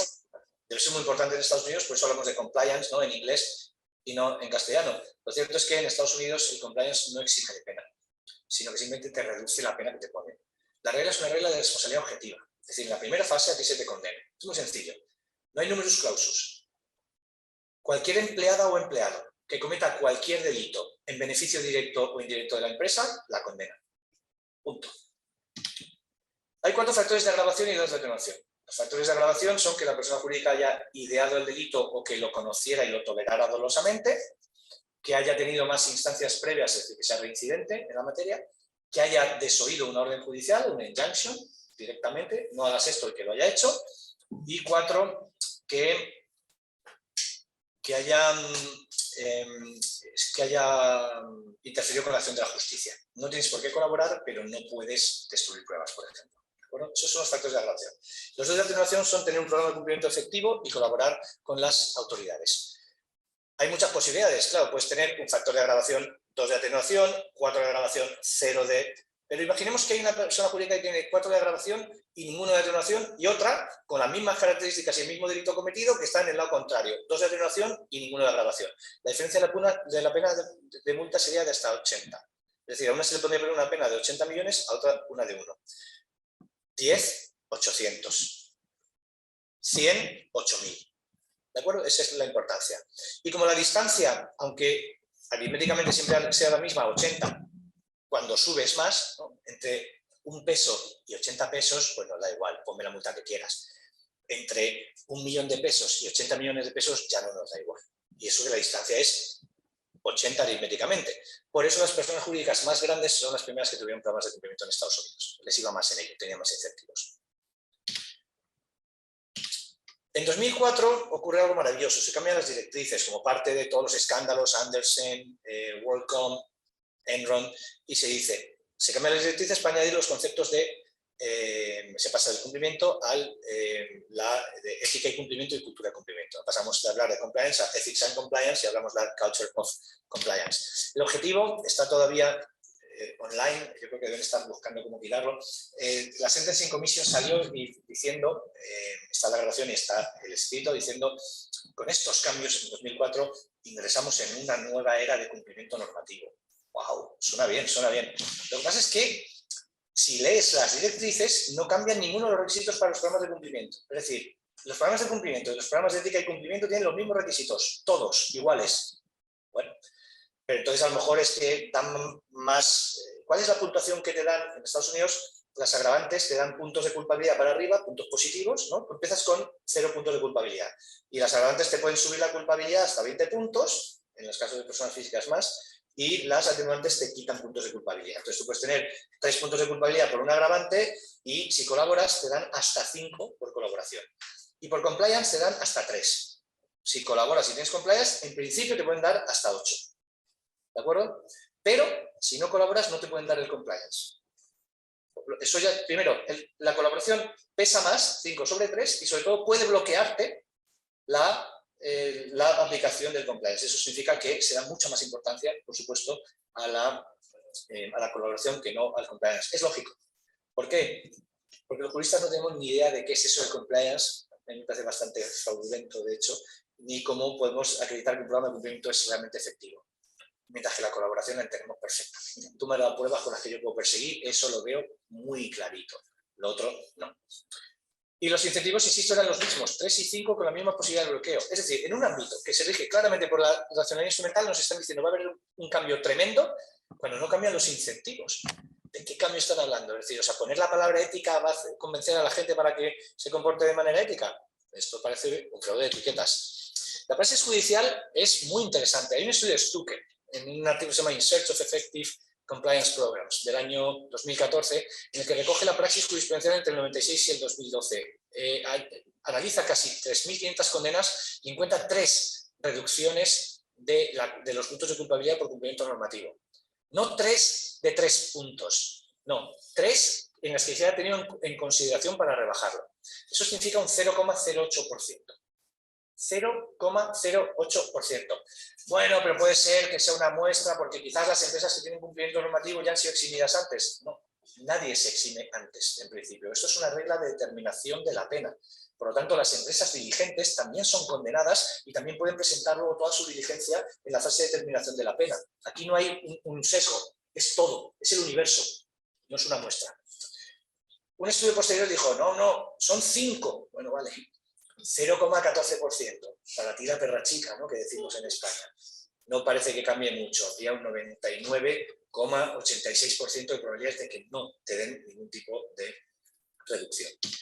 Yo hice un estudio para continuar el Stucker, lo dejé donde empiezo, donde él lo dejó, y con los datos que da la Sentencing Commission, había 1.366 condenas de las que se podía extraer información sobre esto en 522 casos y había 5 reducciones. ¿De acuerdo? Es decir, estamos hablando de un periodo de 10 años, por eso introduje también 2012 para que fueran redondos los 10 años, 5 reducciones, una reducción de culpabilidad cada 2 años, no está mal, y es un 0,96%. Mucho mejor que el 0,08, 12 veces mejor, pero sigue siendo menos de un 1%. ¿De acuerdo? Por lo tanto, mal. Uno no podría pensar, oye, y a lo mejor me he equivocado, a lo mejor resulta que en Estados Unidos la gente no es pro empresa y que la judicatura es tan radicalmente contra las empresas que es que les da igual y cuando las condenan dicen tu compliance me da igual, me sueno las narices con él. Pero eso es improbable, porque la colaboración sí la dan. Y si odiaran a las empresas, les harían la vida muy difícil con la colaboración. Dirían, bueno, sí has colaborado, pero tarde, mal, no me queda claro, a ver. Y sin embargo, la colaboración, no digo que la regalen, pero fijaros, 460 de 523 casos, 88 prácticamente por ciento de casos. Es decir, que sí se da mucho la reducción por colaboración y se da poquísimo la reducción por compliance. No puede obedecer a una política o un sesgo antiempresa porque se daría en los 2 ámbitos, con seguridad. ¿Qué es lo que cambia realmente a partir de 2004? La aparición de los Deferred o Non-Prosecution Agreements. En ambos casos, aquí el inglés engaña, el inglés jurídico engaña, es un falso amigo. En los 2 casos son casos de suspensión de la persecución. ¿Vale? Es decir, hay caso, pero vamos a suspender la ejecución. En el primero se hace cuando el caso ya está introducido judicialmente, ya se pasa por el grand jury y entonces la suspensión con condiciones, las condiciones las va a verificar, su cumplimiento o no las va a verificar el tribunal. En el caso del non-prosecution agreement, la Fiscalía todavía no ha introducido el caso en vía jurisdiccional y por lo tanto el acuerdo es directo con la Fiscalía y la Fiscalía es la que verifica si se da o no se da el pacto. ¿De acuerdo? ¿Qué condiciones son? Siempre el pago de una cantidad. Yo ya lo digo bien, pero como todo el mundo lo decía mal, no es una multa, no puede ser una multa porque no hay condena. Es el pago de una cantidad. Se dice, a fine of, no puede ser una multa, porque una multa es una sanción jurídica y esto no es una sanción jurídica. Es un pago a cambio de X, pero no hay reconocimiento de responsabilidad. Se reconocen los hechos, no la responsabilidad. ¿De acuerdo? Hay un relato de hechos, que normalmente es tan absolutamente vago. Hubo problemas, falta de diligencia, falta de supervisión, bla, bla, bla, sin citar nombres concretos, que hace que no se pueda luego, por parte, por ejemplo, de particulares, decir, han reconocido los hechos, yo soy uno de los estafados, quiero mi plata. ¿De acuerdo? Eso es una de las ventajas de estos acuerdos, ventajas para las empresas, que no puede haber el follow-on litigation, la litigación que se basa en el establecimiento de hechos probados por parte de los poderes públicos. No son hechos probados a esos efectos. ¿De acuerdo? Los tienes que probar tú si quieres. ¿Cómo ha ido los Deferred Prosecution Agreements? Bueno, vamos a ver. Esto está así puesto para ser exhaustivo. Al principio tengo muchos años juntos, ¿no? 9 años juntos, del 92 al 2000. Importa la última columna. ¿Cómo se reparten entre DPAs y NPAs? Da igual, porque eso depende de la Fiscalía. Si lo ofrece antes o lo ofrece después. Y eso dependerá muchas veces del fiscal o la fiscal que esté y que diga a los fiscales hacerlo antes o hacerlo después. ¿Vale? Lo que nos importa es el final, la última columna. La media anual en los primeros en 9 años, desde que hay responsabilidad penal de las personas jurídicas, empiezan en el 91, pues es noviembre del 91 cuando entran en vigor, las primeras sentencias son en el 92. Es 1,5, ¿vale? Poquísimo. El siguiente lustro son 7,4, eso multiplica por 5 el número anterior. El siguiente lustro volvemos a tener una multiplicación por 5 de los DPAs y NPAs. Posteriormente tenemos un incremento en el siguiente lustro que es del 50%, de 30, casi 30, como de 30 a 45 y eso baja a 32,4. Los números son interesantes verlos en contexto, porque muchas veces, pues claro, las estadísticas, esto es estrictamente cierto con las estadísticas que tenemos, pero oculta una realidad. En realidad, estamos desde hace 15 años en aproximadamente 30 casos al año. Lo que ocurre es que en 2015 Estados Unidos pacta con todos los bancos que estaban en la litigación suiza, en el caso de KPMG, que ofrecían servicios financieros opacos y fiscalmente favorables a ciudadanos estadounidenses, y cuando les agarran, son muchos bancos pequeños en Suiza y se tienen que llegar a acuerdos con ellos. Estados Unidos se cansa de las negociaciones y en 2015, 2014 manda un fiscal ahí a que se pase 6 meses negociando con todos y les dice, si en 2015 no está de acuerdo, vamos a juicio contra los que queden. Entonces, de repente, pues 80 personas jurídicas bancarias suizas llegan a acuerdo. Si quitas eso, estamos, como digo, en 30 desde hace 30 al año. Si veis el dinero, es interesante también, 2015 es solo el 5.º año que más dinero se cobró, es decir, el año que tiene clarísimamente más casos, como eran casos con empresas más pequeñas, también se cobró menos, un poco para ver cómo va la información. Bien, concluyendo, en Estados Unidos, de 2012 a 2021, los últimos 10 años, ha habido cada año 2.000 diligencias abiertas por la Fiscalía contra empresas. No son denuncias a Fiscalía, son cosas que la lleva a Fiscalía o Fiscalía lo ha advertido por sí mismo y abre una diligencia. Es decir, ya entiende que hay suficiente materia, ¿no?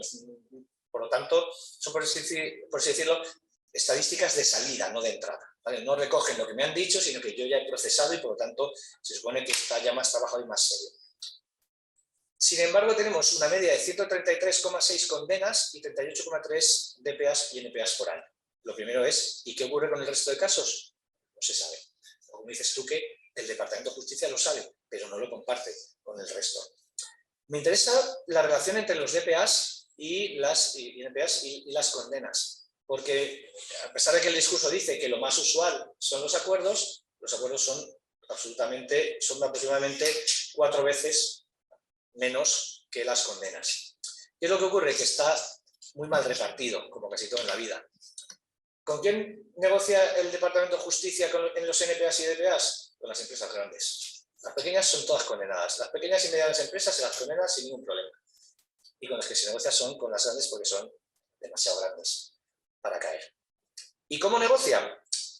Pues negocia de manera muy interesante. Mucho más duro con las empresas extranjeras que con las empresas estadounidenses.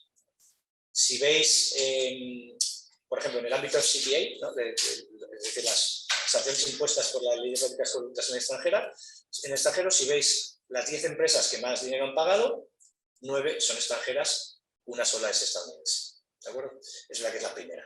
Es decir, pero con 3.000 millones de dólares de multa, que no está nada mal, pero es la única estadounidense que hay entre las 10, lo cual resulta algo curioso. Hoy en día, concluyendo, el compliance es una vacuna muy importante, ¿no? Frente a la persecución y la condena, pero solo para unas pocas empresas, no para el resto. Para el resto parece más bien un ideal inalcanzable, menos de un 1% de reducción de la condena por compliance. Y sin criterios para determinar la efectividad de las medidas de cumplimiento, la expresión esta de cultura de cumplimiento en la que se basa muchas veces la Fiscalía para llegar a acuerdos de una persecución, es una expresión vacía. Es decir, no se puede verificar si la Fiscalía está haciendo algo bien o está haciendo una auténtica barbaridad. Parece más bien lo segundo, y con esto acabo, por estos números. Decíamos que la responsabilidad penal de las personas jurídicas es un expediente no para sancionar conforme a la justicia axiológica a las personas jurídicas, lo cual resulta poco probable que podamos hacer, sino para perseguir a los individuos que realmente llevan a cabo el delito dentro de la estructura de la persona jurídica. Si esto es así, el objetivo de todo acuerdo debe ser que la persona jurídica dé información con la que se pueda perseguir a las personas físicas. esta lógica, que es una lógica puramente económica, es la que está recogida en el Justice Manual, ¿vale? El Justice Manual es el nombre desde el año pasado que tiene el manual de la Fiscalía, antes era el US Constitution Attorney Manual, ahora se llama Justice Manual, pero lleva diciendo 20 años lo mismo.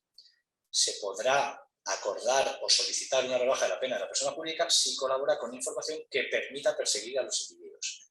Bueno, en los casos de acuerdo esto tiene que ser todavía más importante porque no estás reduciendo la pena, estás excluyendo por lo menos temporalmente la posibilidad de persecución y por lo tanto la posibilidad de imposición de la pena. Y sin embargo, entre 2001 y 2012 solo hubo persecución de personas físicas en un 34% de los acuerdos. Eso significa que en 2/3 de los acuerdos no se consiguió o no se utilizó la información para perseguir después a los individuos, que es, recuerdo, el objetivo principal que justifica la toma de estos acuerdos. Si eso es un número de Brandon Garrett, el mayor especialista en personas jurídicas en Estados Unidos, en mi opinión, y yo lo amplié, no hasta fecha de hoy, sino de 2013 hasta 2018, con datos del propio Garrett. Tiene una web en la que pues, se puede ver prácticamente todo lo que pasa en persecución federal de personas jurídicas, incluyendo estos años adicionales, en vez de subir, la cifra baja un 27%. Es importante porque en el año 15 se dicta el memorándum Yates. Sally Yates, entonces número 2 de la Fiscalía General del Estado en Estados Unidos, publica un memorándum en el que vuelve a recordar cuál es la política del Departamento de Justicia, diciendo que no se puede, absolutamente no se puede pactar con las empresas si las empresas no dan información que sea suficiente para perseguir a las personas físicas después. Y sin embargo, en los años posteriores al memorándum Yates, en vez de subir el número de persecuciones a personas físicas, baja de algo más de 1/3 a algo más de 1/4. En general, el sistema de responsabilidad penal de los Estados Unidos, pues creo que muestra muy bien cuál es, aquí sí, la posible función simbólica, no expresiva sino simbólica, del derecho penal, y cómo instituciones que tienen un sentido y que de por sí mismas podrían encontrarse justificadas, pues son pervertidas en la praxis para conseguir resultados que son subóptimos socialmente. Y con esto, muchas gracias, ya he acabado.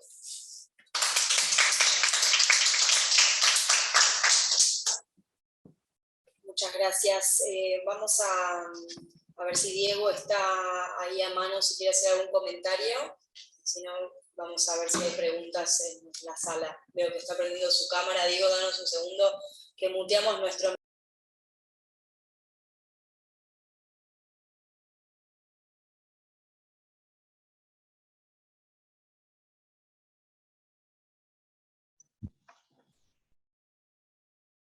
Ahí.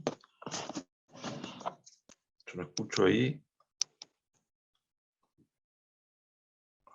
No sé si me escuchan, yo no estoy escuchando en este momento. Se me hizo silencio de fondo luego de la intervención de Malena. Se escuchó perfecto hasta entonces. Me parece sí que me están escuchando. Sí, entonces aprovecho el tiempo mientras se ajusta alguna cuestión más. Bueno, agradecer la exposición. Imaginábamos que iba a ser algo así por parte de Íñigo, y esto significa que dio una especie de curso de posgrado de 18 clases en 1 hora y media, donde nos planteó y nos hizo conocer numerosas investigaciones, comparaciones cuantitativas, y de paso hablando de prevención, habló de compliance también particularmente, sumando un poco, me parece algo que le gusta a Íñigo y a mí me gusta de él, y es ese gusto por romper un poco las miradas estatuidas sobre ciertas cuestiones, en este caso por ahí sobre los Deferred Prosecution Agreements, pero también incluso sobre las miradas sobre en terror al compliance y al impacto que ha tenido el compliance en la prevención y disminución de casos o aumento de los acuerdos. Eso me parece súper interesante en sí mismo. Hay muchísimo para procesar en la exposición de Íñigo. Me parece que todo el mundo que se quedó escuchando está pensando alguna u otra cosa. Digamos, frente a lo que menciona él, está bueno el subrayado sobre la relación entre el neoliberalismo y este tipo de casos de castigos de delitos de cuello blanco, que podría ser contraintuitivo o no. Por supuesto habría que pensar un poco más si estamos pensando solo en Estados Unidos, en donde es más fácil identificar el neoliberalismo con el aumento de persecuciones penales, y es aplicable también a otros países calificables como gobiernos neoliberales, que muchas veces es difícil esto también, ¿no?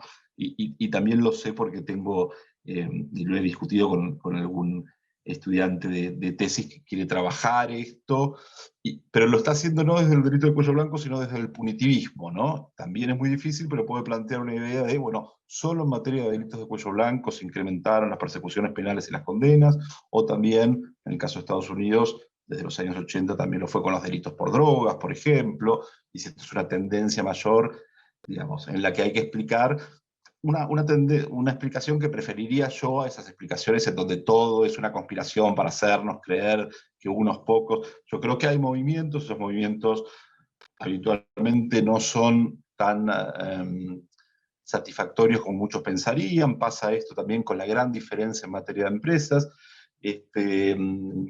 Con algunos académicos de Italia estamos pensando aquí también, pensando en el sentido de investigando en el marco del NUMUS, el impacto de los programas de compliance en sí mismo, pero especialmente la diferencia que existe en esquemas con empresas hipergrandes como Estados Unidos y algunos otros países, y empresas de tradiciones más familiares, ¿no? Cómo ha impactado de manera diferencial, por ejemplo, en Argentina o en Italia, con empresas diferenciales, el seguimiento o intento de seguimiento de estas prácticas de cumplimiento ético y normativo. Me parece que nos daría también alguna discusión distinta de la discusión general de las grandes empresas. Pero más allá de estos comentarios y el agradecimiento, en realidad yo preferiría, ya que estoy lejos por razones de viaje académico propio, y de hecho ayer y hoy estuve exponiendo un viaje académico propio lejos de Buenos Aires y no tan lejos de Argentina, pero me gustaría también escuchar a alguien en las salas necesariamente para aprovechar a quien estuvo escuchando directamente y para valorar también la importancia de las exposiciones presenciales, que aunque esté dando el contraejemplo ahora, es algo que me gusta sostener particularmente. Así que esto como comentario en particular, agradecimiento nuevamente a Íñigo y abrir las puertas, si nos da el tiempo, para algún comentario más desde allí, desde la sala, que sería estupendo. Gracias. Te pido mutear tu teléfono, eso.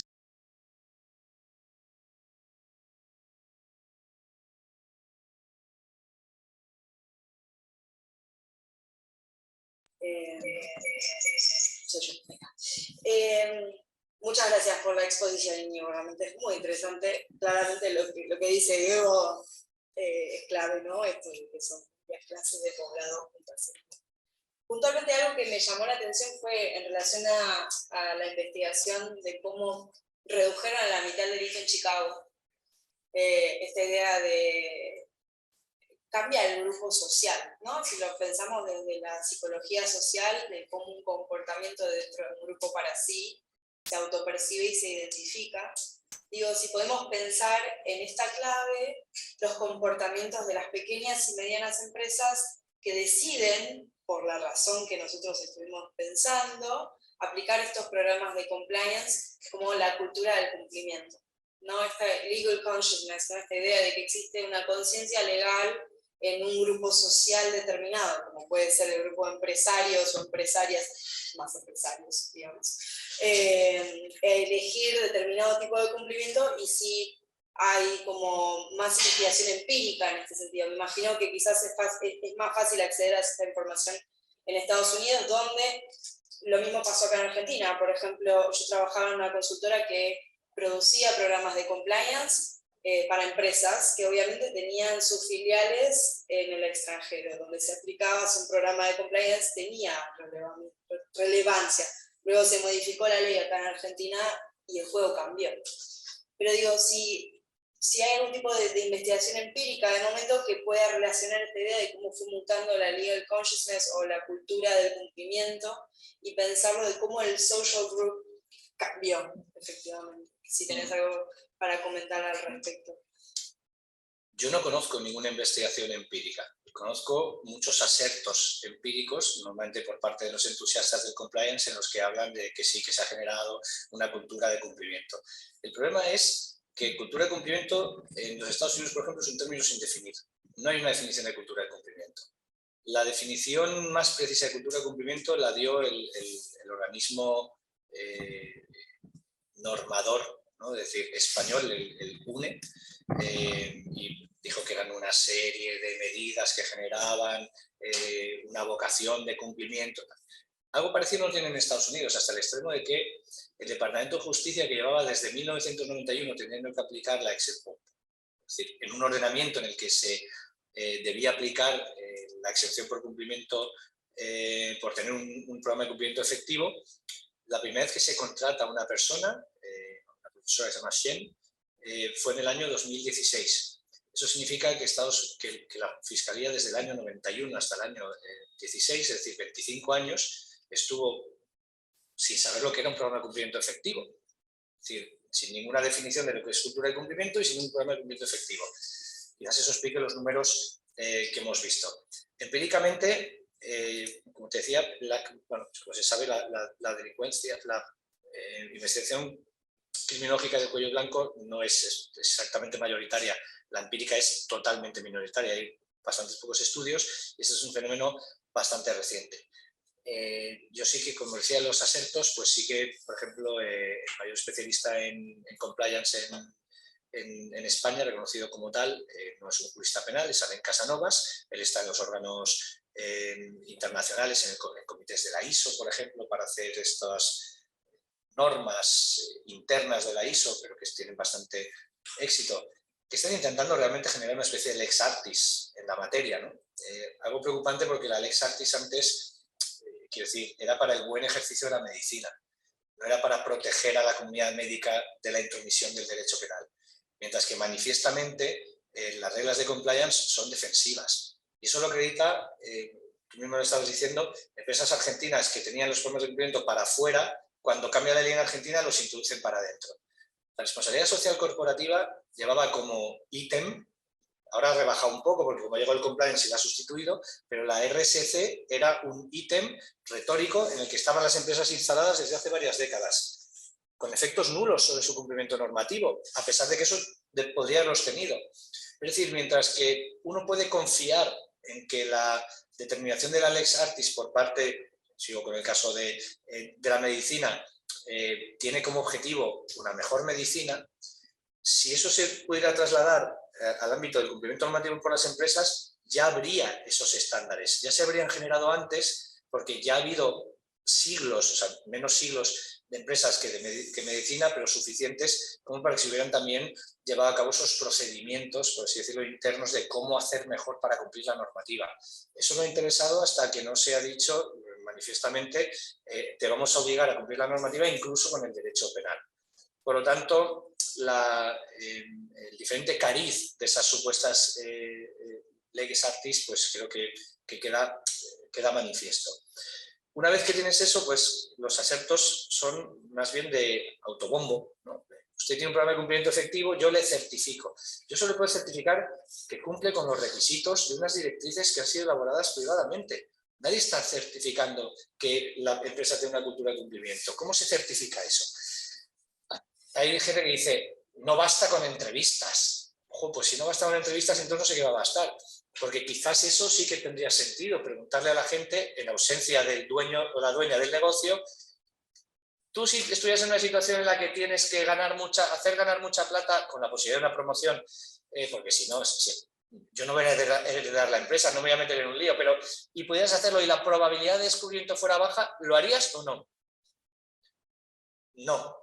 ¿Y antes lo habrías hecho? ¿Es ahora porque te han mostrado la cultura de cumplimiento que tu empresa ha dicho somos una empresa que cumple con la legalidad? ¿El hecho de que ahora lo digan ha cambiado algo? ¿Tú pensabas antes que no cumplían con la legalidad y que estaba bien y que eso les daba todo igual, pero ahora como tienen un documento de 4 páginas que se llama código ético o código de conducta, ha cambiado tu percepción al respecto?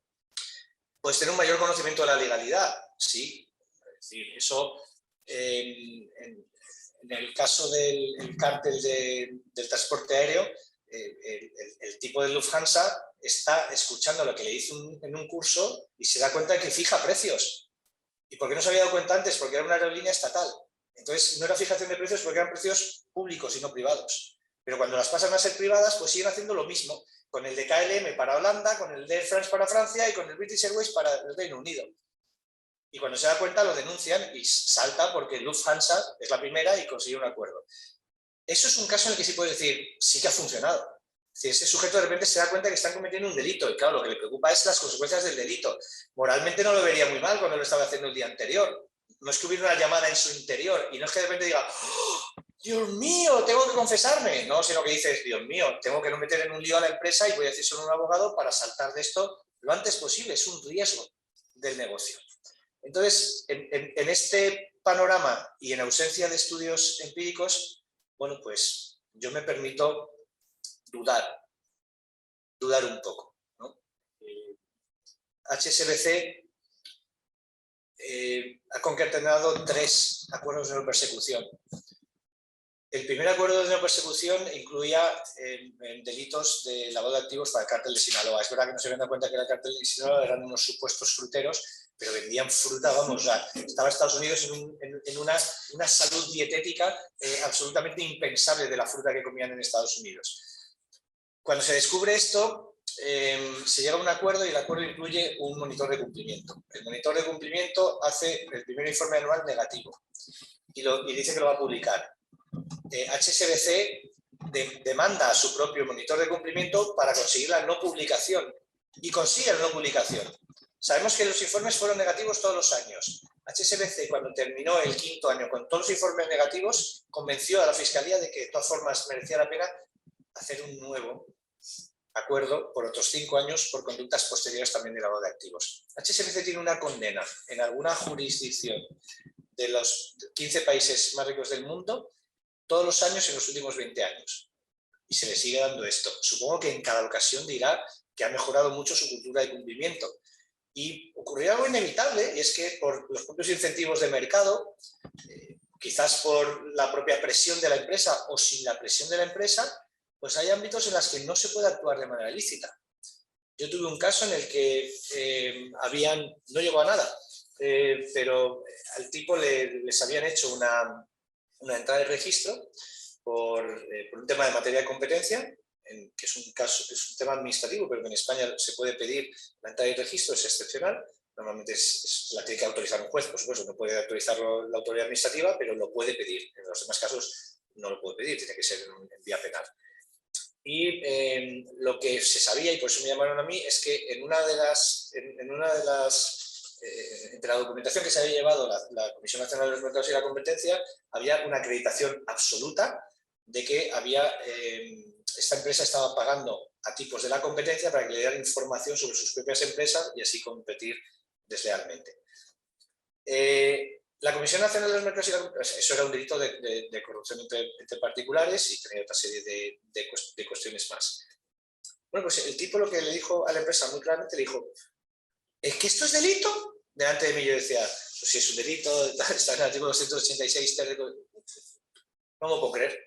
No me puedo creer. Yo estoy haciendo mi trabajo y yo decía, bueno, sí, pero tu trabajo lo estás haciendo de una manera que estás cometiendo un delito. Primera noticia. Y bueno, pues primera noticia. Y se dio la vuelta y le dijo, pues es muy sencillo. En este negocio todo el mundo hace lo mismo. Yo tengo claro que hay gente de mi equipo que está pagada por otros. O sea que si no queréis que haya pagos, lo que hay que hacer es salir de esta línea de negocio. Yo pensé, toma ya. En directo, ¿no? Muy bien hecho. El tipo, efectivamente... Luego no hubo persecución porque eso, sospecho, la CNMC vio que si lo tenía que exportar se lo quedaba la jurisdicción penal y para quedárselo ellos y perseguirlo por vía administrativa no pueden decir que habían visto este delito. Entonces persiguieron el resto de infracciones de la competencia que no eran delictivas. No sé si será eso, pero hace 6 años y nadie ha levantado el teléfono para llamar a esta gente. Y te puedo asegurar que los WhatsApps eran espectaculares. Es decir, o sea, yo le dije, si llevaron el teléfono, le dije, pasa, ¿tienes una copia? Sí. Me lo pasó y eran como 200 páginas de WhatsApps y solo había 2 que eran personales. Uno era, oye, ¿tu padre no trabajaba con el señor Gómez? Sí, pues dile que se ha muerto.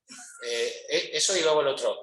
Me he torcido el tobillo jugando al fútbol. Joder, tío, es que no se puede hacer deporte a partir de los 40, ya te digo, jaja.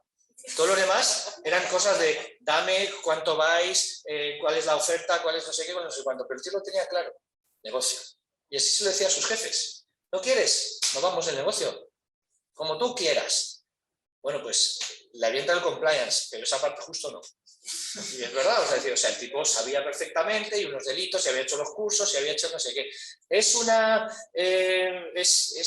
manzana podrida en un cesto que todavía no, qué tal, lo que sea. Sí, la cuestión es que tampoco hay que pedir imposibles. Es decir, yo asesoro al comité de seguimiento del cumplimiento normativo de una multinacional española con presencia en Argentina, que tiene, del ámbito de la telefonía, que tiene decenas de miles de trabajadores y trabajadoras.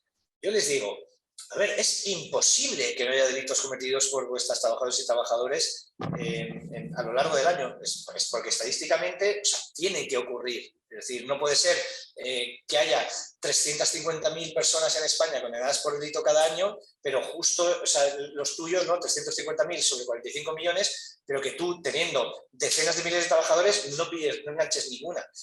Otra cosa es que lo comentan en tu beneficio. Pero claro, en tu beneficio, sí, en la línea de trabajo, ¿cómo no lo van a cometer en tu beneficio? Bueno, pues porque sea un delito contra la propia empresa, por ejemplo. Pero es, como digo, muy difícil. Entonces, tampoco pasa nada por reconocer que es muy difícil y que la cultura de cumplimiento, pues sí, está bien como información, pero yo lo que quiero son medidas de cumplimiento. Lo que no quiero es que me sustituyan la efectiva puesta en práctica de medidas de monitoreo por unos cursos en los que se le explica a la gente lo que la gente ya tiene que saber porque está en el Código Penal, que es que no deben cometer ilícitos penales.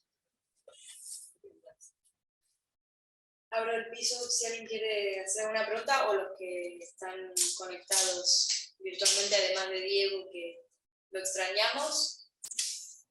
Y sin más, yo no tengo más para decir, me despido de todos y todas y le dejo la palabra de saludos a Diego, por lo tanto vamos a mutear nuestros micrófonos. Diego.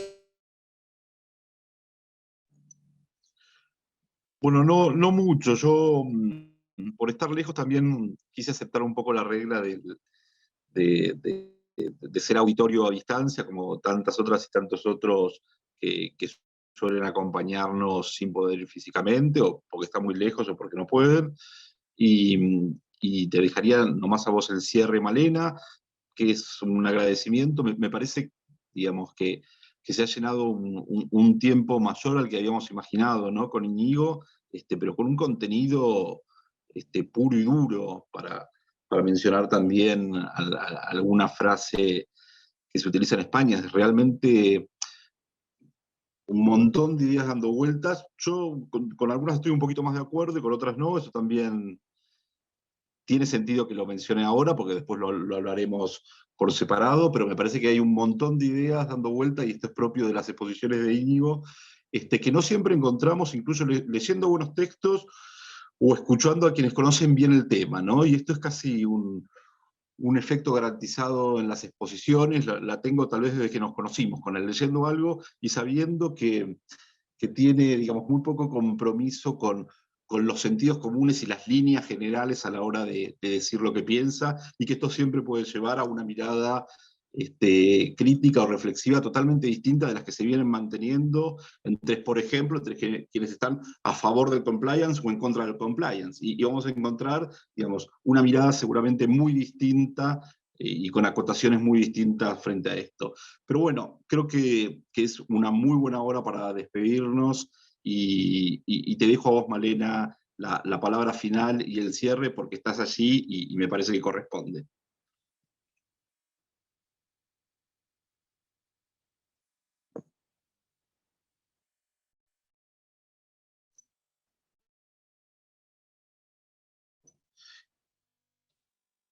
¿Sí? Y no escucho, no escucho nada más, sino directamente hacemos el cierre desde aquí, agradeciendo a todas y a todos los que pudieron ir físicamente y los que se conectaron por fuera, y con la expectativa de poder seguir contando con Íñigo para una nueva colaboración en el NUMUS a futuro. Muchísimas gracias.